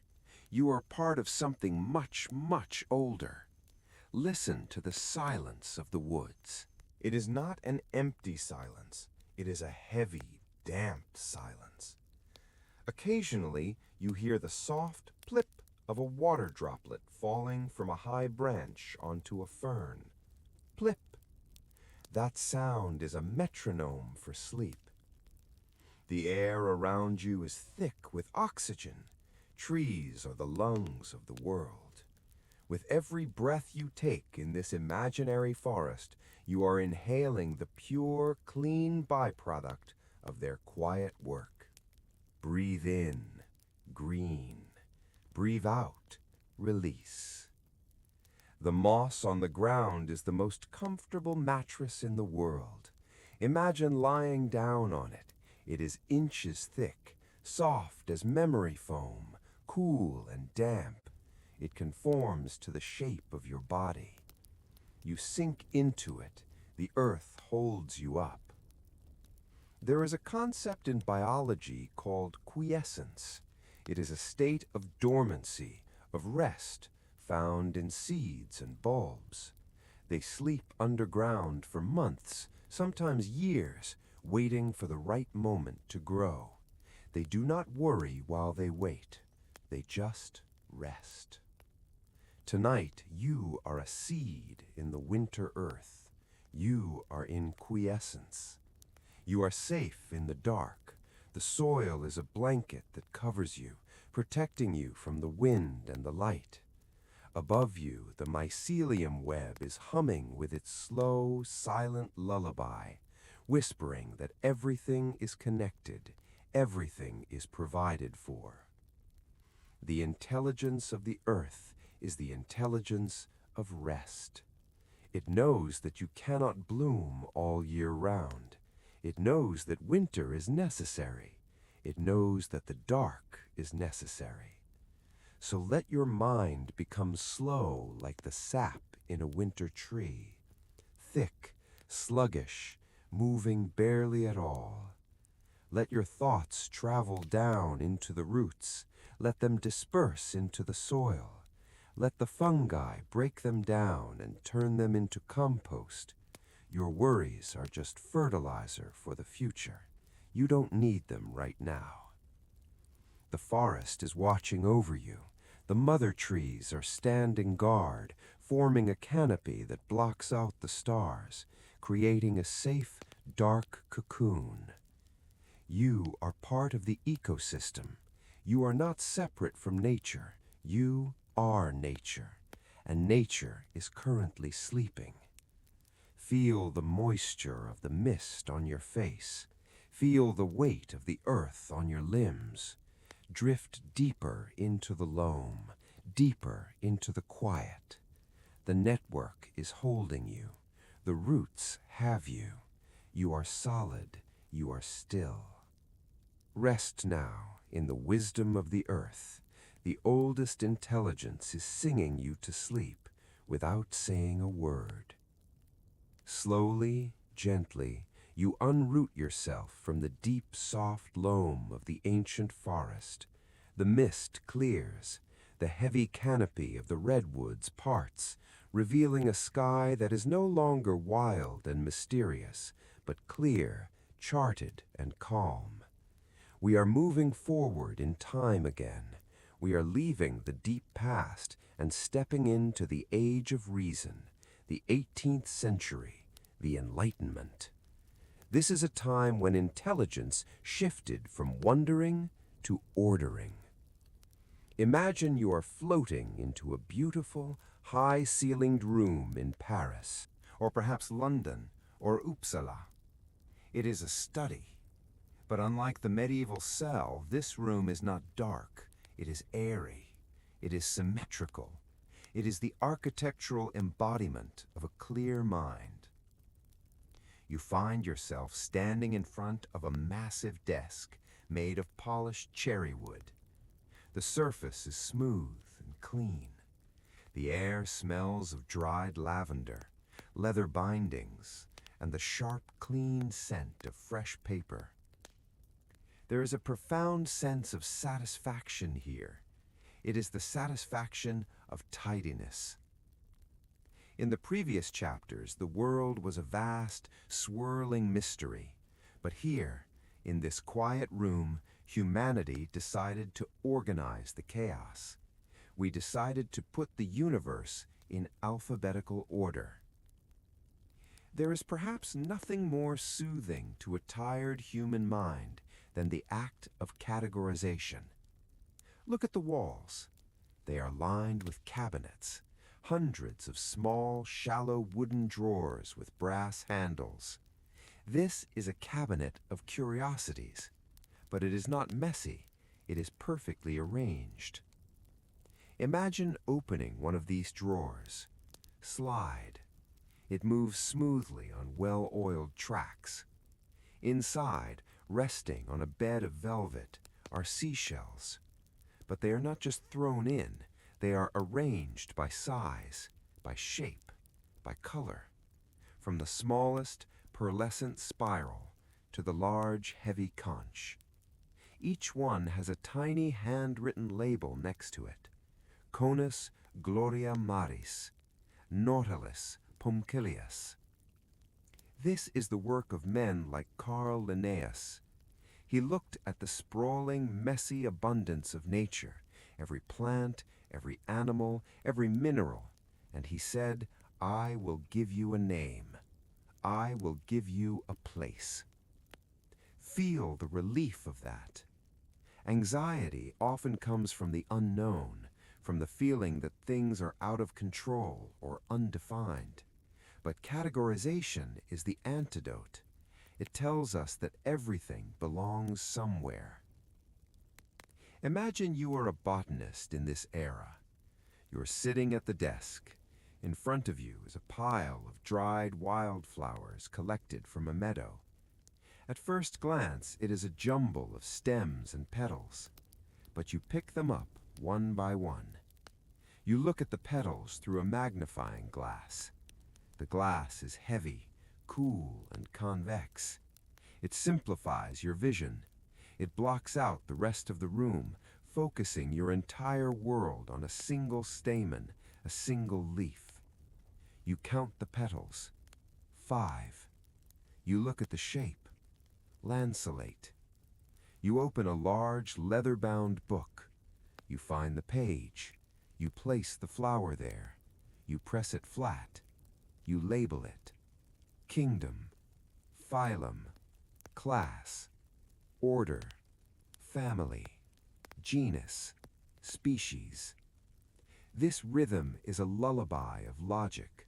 It creates a ladder of structure that your mind can climb down, step by step, into a state of deep security. There is a deep, primal pleasure in sorting things. Think of the feeling of organizing a bookshelf, or sorting coins, or folding laundry into neat stacks. It quiets the noise. It tells the brain the work is done. The chaos is tamed. Now, look to the side of the desk. There is a row of massive books standing like soldiers. This is l'Encyclopédie, the Encyclopedia. Before this era, knowledge was scattered, but the Enlightenment thinkers, Diderot, d'Alembert, had a dream. They wanted to collect every single piece of human knowledge and put it into one set of books. Everything from how to make a pin to how the planets move. Run your hand along the spines of these books. The leather is cracked with age, but sturdy. Volume 1, A to B. Volume 2, C to D. There is a tremendous comfort in the alphabet. It is a system that never changes. A will always be before B. Z will always be at the end. In a life that can feel unpredictable, the alphabet is a constant structure you can lean on. Imagine pulling down a volume. It is heavy. You lay it on the desk and open it. The pages make a soft, crisp sound. Crackle. Turn. You see columns of text, perfectly justified. You see detailed engravings, diagrams of machines, diagrams of muscles, diagrams of stars. The Encyclopedia suggests that the world is knowable. It suggests that there are no monsters in the dark, only animals we haven't labeled yet. As you stand in this orderly room, You feel the structure of the space seeping into your own mind. The categorization of the world is not just about science, it is about mental hygiene. Let's apply this to your own thoughts right now as you lie in bed. Imagine your mind is this study. Imagine that all the worries, the to-do lists, the random thoughts of the day are just a pile of dried flowers on the desk. Now imagine you have a set of drawers. Pick up the first thought. Maybe it's a worry about work. Look at it. Don't judge it. Just identify it. Open a drawer labeled Work. Place the thought inside. Slide the drawer shut. Click. Pick up the next thought, a memory of something awkward. Open a drawer labeled The Past. Place it inside. Slide the drawer shut. Click. Pick up the next thought, a plan for tomorrow. Open a drawer labeled Tomorrow. Put it in. Close it. Do this until the desk is clear. The only thing left is the smooth, polished wood of the empty desk. The drawers are all closed. The contents are safe. They are organized, and they will be there when you wake up. But you don't need to look at them now. The Enlightenment taught us that we don't need to carry everything in our hands. We can store it. The room is growing darker now. The sun is setting over the orderly gardens of the 18th century, where the hedges are trimmed into perfect squares and the paths are straight lines. A servant comes in and lights a single oil lamp. The light is steady and contained within a glass chimney. It does not flicker wildly like the prehistoric fire. It is a controlled light. You sit in a high-backed velvet chair. It supports your spine perfectly. You listen to the sound of a clock on the mantelpiece. Tick, tock, tick, tock. Even time has been categorized, divided into hours, minutes, and seconds. The clock is a machine of order. Its rhythm is steady, predictable, and slow. It tells you that there is plenty of time. There is a time for work, and there is a time for rest.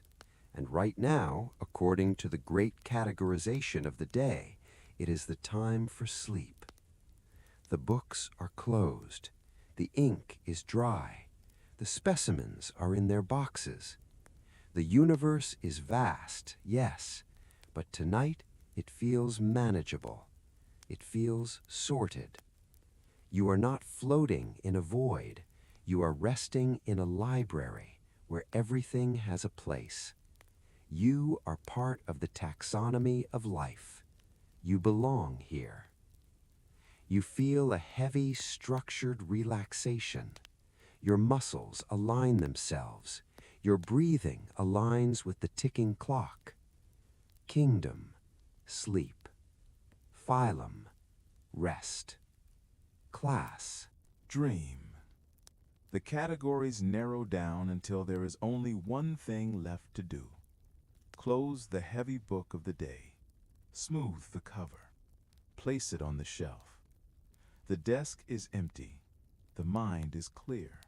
The order is absolute. Rest now in the safety of structure. The ticking clock of the Enlightenment study fades into silence. The leather-bound encyclopedias, with their perfect categories and alphabetical order, dissolve into the shadows. We are leaving the era of paper and ink. We are moving forward to the present day, to the very cutting edge of what we know about ourselves. But do not worry. We are not entering a bright, noisy laboratory. We are entering a place of profound healing. We are returning inside. In the earlier chapters, we looked at the structure of the brain, the forest of neurons and the blankets of myelin. But tonight, we are going to look at something else. we are going to look at the water. For centuries, scientists were puzzled. Every other organ in the human body has a system to clean itself out, the lymphatic system. It's like a series of drains and pipes that keeps the body healthy. But the brain? The brain seemed to have no drains. It was a closed fortress. It wasn't until very recently, just within the last decade or so, that we discovered the truth. And the truth is perhaps the most relaxing biological fact in existence. Your brain has a janitor, and it only comes out to work when you are asleep. Imagine the city of your mind during the day. It is busy. Thoughts are traffic. Ideas are pedestrians. The lights are on. The shops are open, and there is a constant hum of activity. Every thought you think, every problem you solve, creates a tiny bit of biological residue. It is the dust of thinking. But now, as you lie in bed, the city is shutting down. The traffic stops. The pedestrians go home. The lights in the skyscrapers turn off one by one. This is the beginning of the night shift. Science calls it the glymphatic system. The name comes from the glial cells, those gentle gardeners we met earlier, and the lymphatic cleaning system.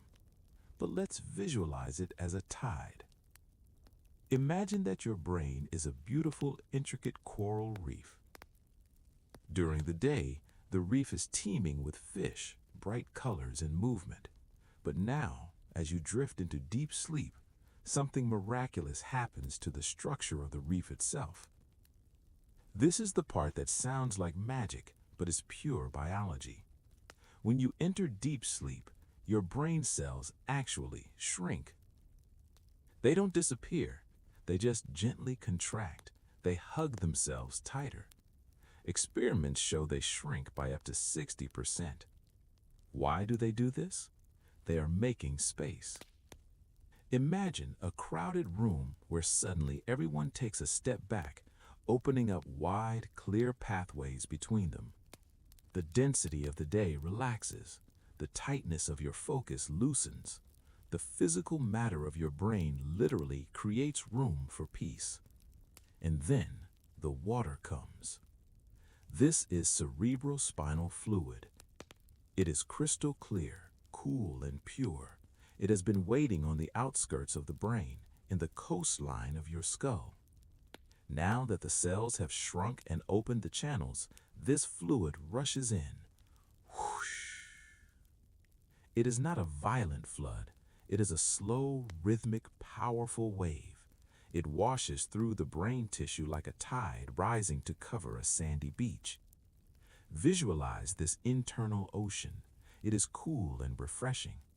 It flows deep into the spaces between your neurons, into places that the blood cannot reach. It is a literal brainwash. As the fluid flows through these newly opened channels, it picks up the dust of the day. It picks up the proteins and the toxins, the physical byproducts of stress and worry. Imagine the residue of a stressful email you sent earlier. It is just a speck of gray dust now. The wave catches it. Whoosh! It lifts it up and carries it away. Imagine the fatigue of a decision you had to make. It is just a bit of sediment on the ocean floor. The tide comes in. Swish! It dissolves into the clear water and floats away. This cleaning process creates a rhythm. It pulses in time with your slow wave sleep. Inflow, outflow, cleanse, release. It is deeply comforting to know that you don't have to do anything to make this happen. You don't have to try to clear your mind. Your biology is doing it for you. In fact, your biology can only do it if you stop trying. If you are awake, the cells are expanded, the gaps are closed, the fluid cannot flow, the cleaning cannot happen. So the act of falling asleep is actually an act of permission. You are giving your brain permission to open the floodgates. You are allowing the night shift to clock in. Feel the sensation of this fluid in your imagination. It feels like a cool stream of water pouring over a hot stone. It brings the temperature down. It soothes the inflammation of the day. This is why when you wake up after a good sleep, the world feels newer. It feels sharper. It isn't just a psychological feeling. It is physical. You have literally watched your mind clean. Think of the brain not as a hard, static object, but as a sponge. During the day, the sponge is dry and tight. It is working. But now, submerged in the ocean of sleep, the sponge expands. It softens. It allows the water to move through it freely. You can feel this softening in your own head right now. The tension behind your eyes, let it dissolve into the fluid. The tightness in your jaw, let it float away. The furrow in your brow, let the tide smooth it out, just as the ocean smooths the sand. The glymphatic system is nature's way of telling us that we are not meant to carry things forever. We are designed to let go. We are designed to be rinsed. Imagine the pathways of your brain becoming pristine. The streets of the city are being washed down. The debris of the past 16 hours is flowing out, down into the body's drainage systems, to be processed and removed forever. It is gone. You will never have to think those specific waste thoughts again. As you lie there, visualized as a submerged reef, you feel weightless. The water supports you. The fluid cushions you.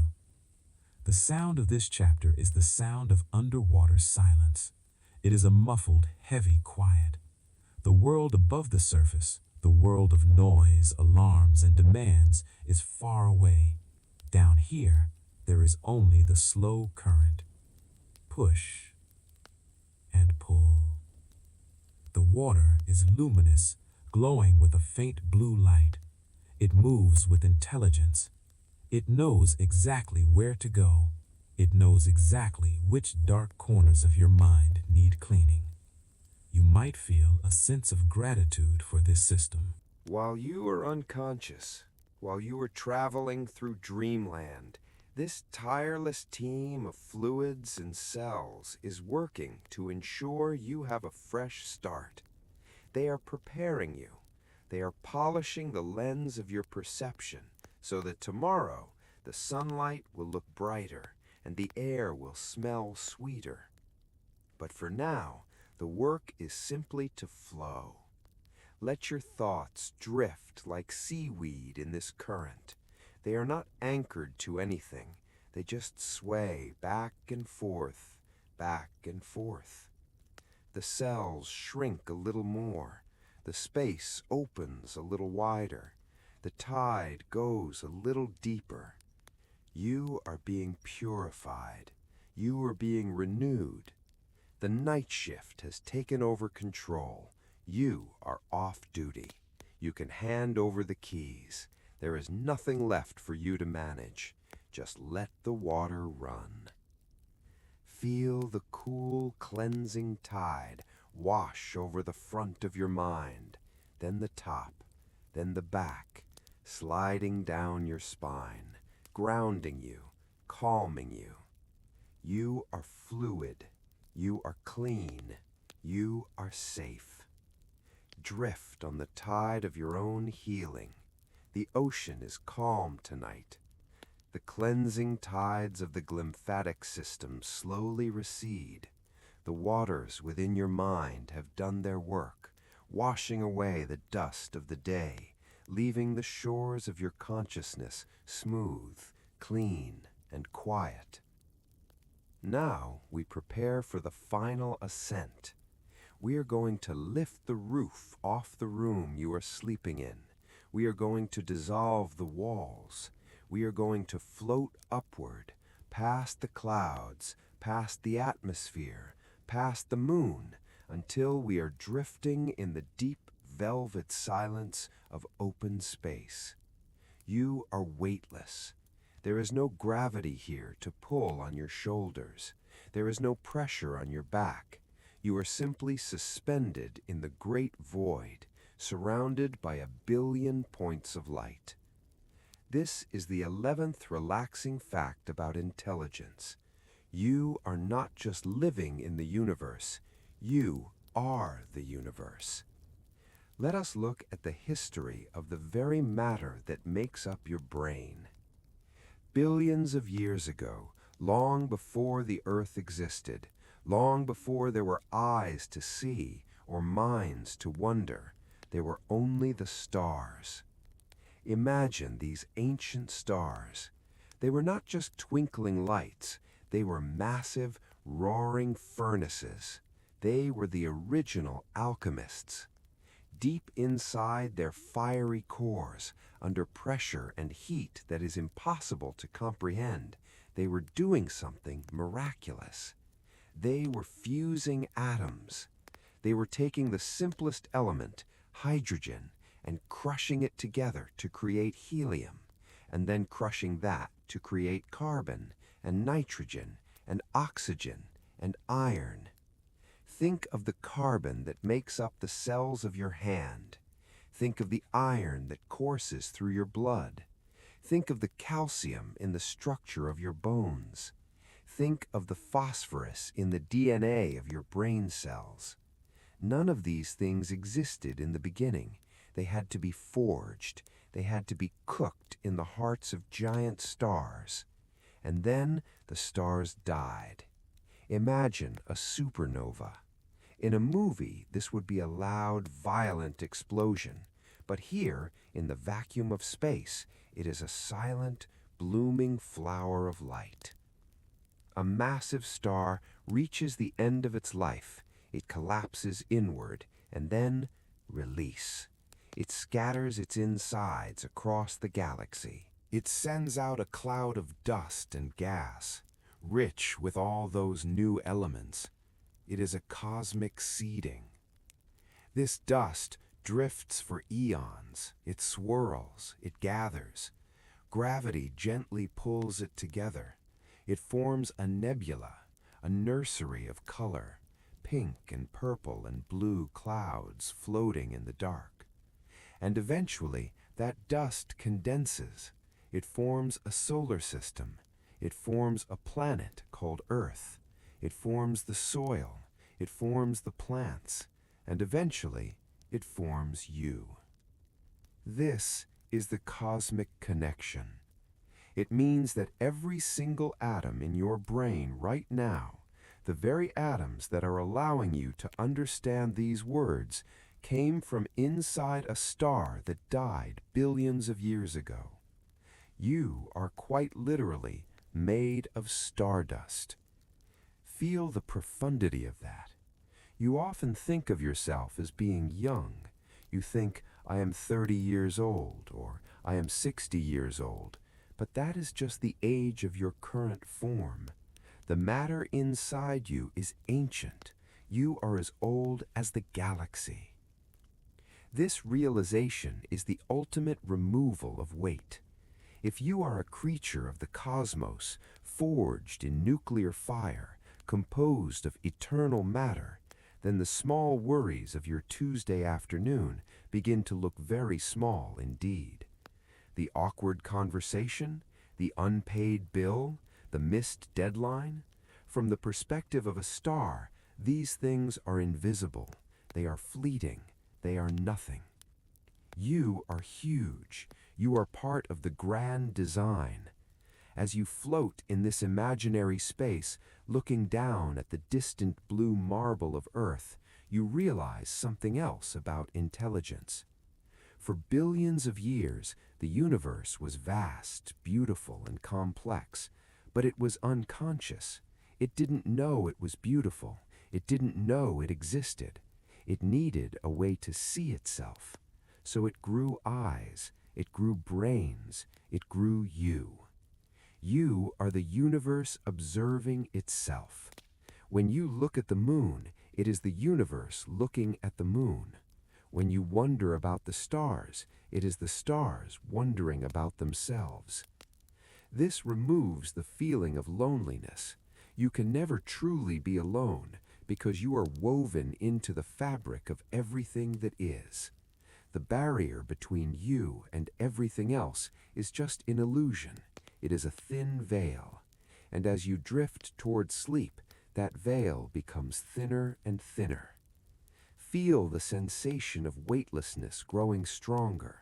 Your body is no longer a heavy thing lying on a mattress. It is a collection of energy, vibrating slowly, matching the hum of the background radiation of the cosmos. You are floating in the great silence. Space is dark, but it is a comforting darkness. It is a darkness that holds you. It is vast enough to absorb every fear you have ever had. You can release your worries into the void, and the void will take them without filling up. Imagine yourself drifting past a nebula. It is a cloud of gas miles wide, glowing softly in shades of indigo and violet. It looks soft like cotton. You glide through it. It feels like a cool mist. It is the dust of future stars. It is the dust of future worlds. You are part of a cycle that never ends. Energy cannot be created or destroyed. It only changes form. You are safe in that law of physics. You are eternal. The intelligence you possess, the ability to think, to dream, to sleep, is a gift from the stars. And tonight, you are returning that gift. You are turning the lights down. You are letting the star stuff rest. The frantic energy of the human world is far below you now. It is just a faint static that you can tune out. Up here, the rhythm is slower. The rotation of a galaxy takes hundreds of millions of years. That is the clock you are running on now. Turn slowly. Turn slowly. There is no rush. There is nowhere to get to. You are already everywhere.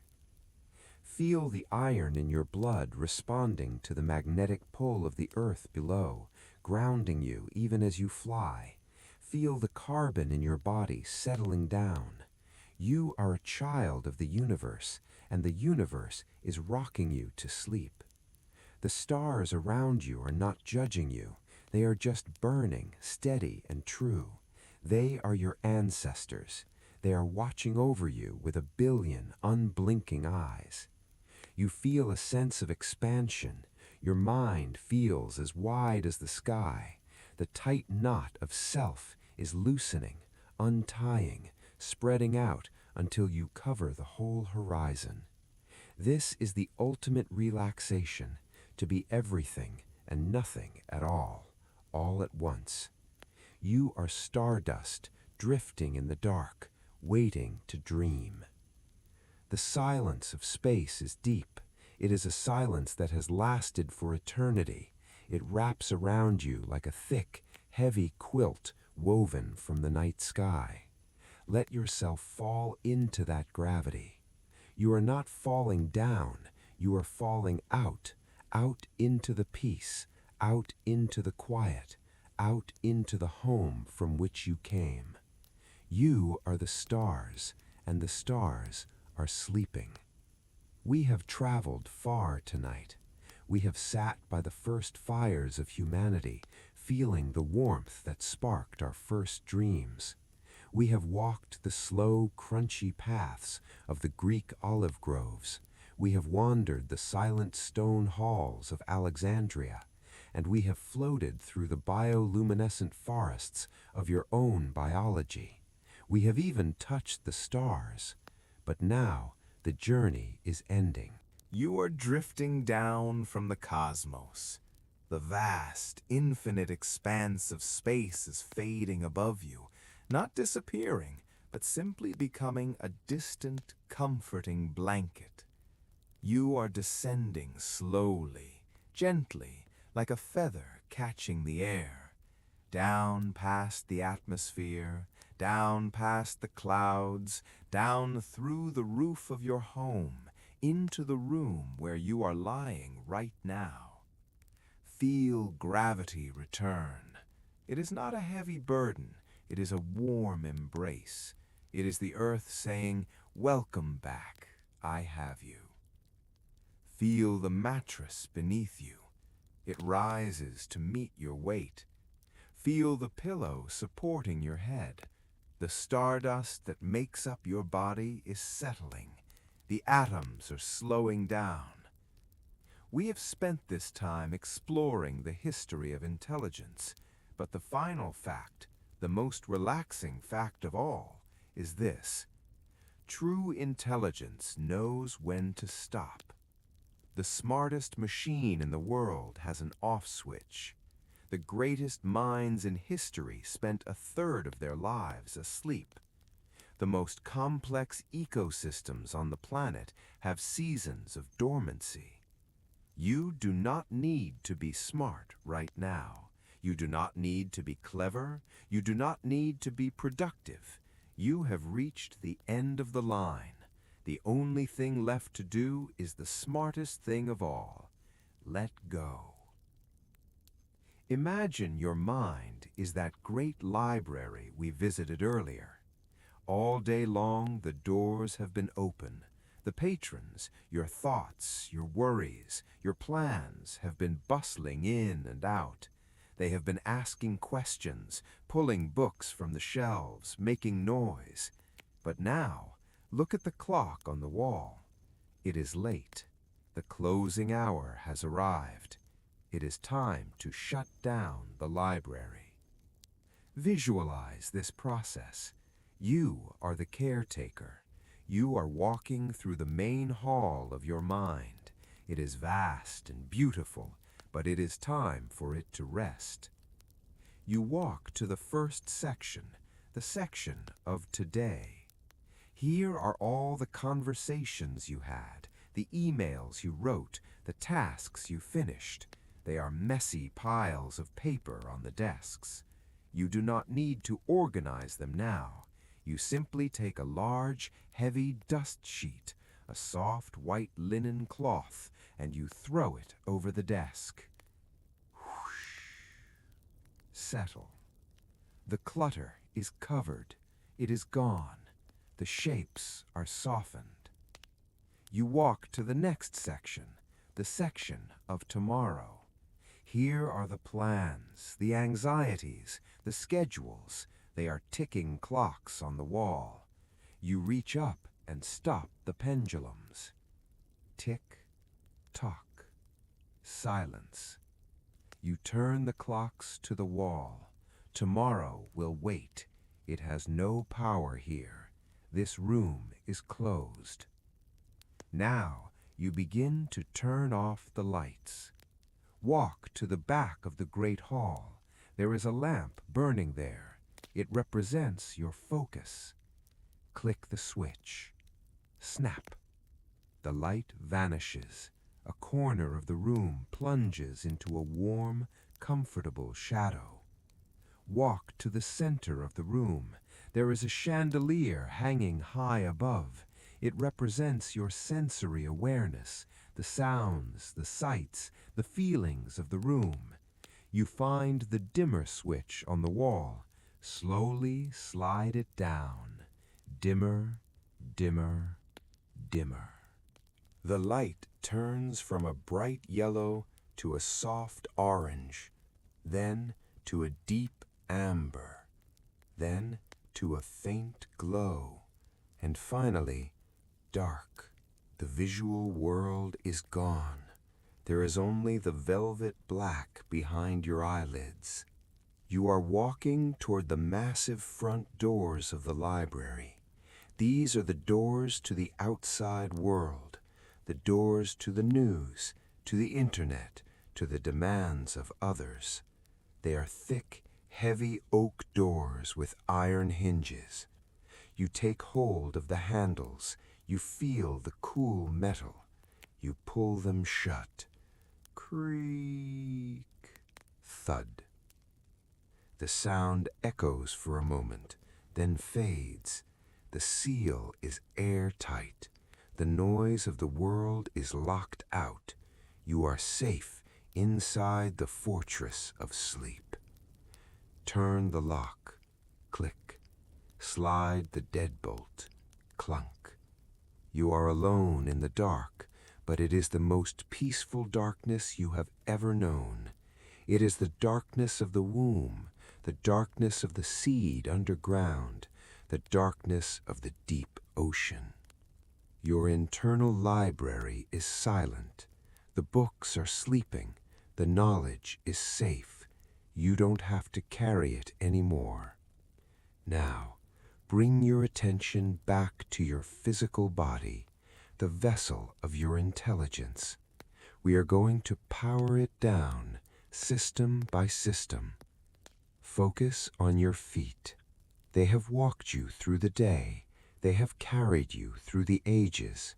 Tell them, at ease. Feel the muscles loosen. Feel the bones settle. Your feet are heavy. They are sinking into the mattress. Focus on your legs, the large muscles of the thighs. At ease. The tension melts away like ice in warm water. They are turning to stone, heavy, sinking stone.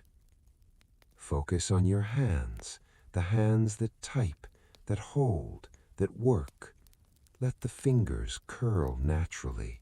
Let them go limp. There is nothing to hold on to. You have dropped the ropes. You are not steering the ship anymore. The current has you. Focus on your shoulders. This is where you carry the weight of your history. Exhale.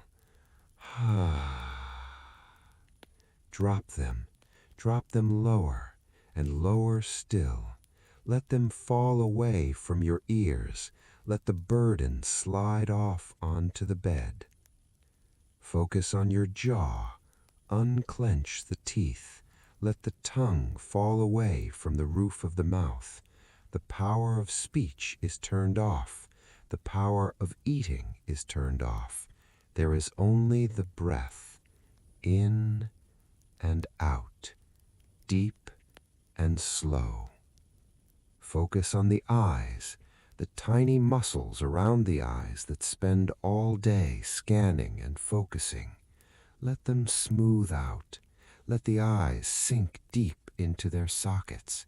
They are turning inward now, looking at the dark, looking at the dreams waiting in the wings. Finally, focus on the brain itself. Imagine that glowing forest of neurons we saw earlier. Watch the lights dimming. The electricity is fading. The activity is slowing down to a gentle rolling wave. Alpha, theta, delta. The janitors are coming out. The tides of the glymphatic system are washing in. Wash and release. You are being cleaned. You are being renewed. There is nothing left to think about. Every fact has been told. Every story has been finished. Every chapter is closed. You are drifting in the space between thoughts. That space is getting wider and wider and wider. You are a raft floating on a still black lake under a moonless sky. The water is smooth as glass. There is not a ripple. You are simply drifting, drifting toward the shore of dreams. The word intelligence comes from the Latin interlegere, which means to choose. Tonight, you have made the ultimate choice. You have chosen rest. You understand now that the pause is just as important as the music. The silence is just as important as the speech. The sleep is just as important as the waking. So, succumb to the silence. Let it wrap around you like a heavy blanket. Let it fill your ears. Let it fill your mind. You are safe. You are warm. You are finished. The historical journey is over. The fire is out. The stars are watching. The library is dark.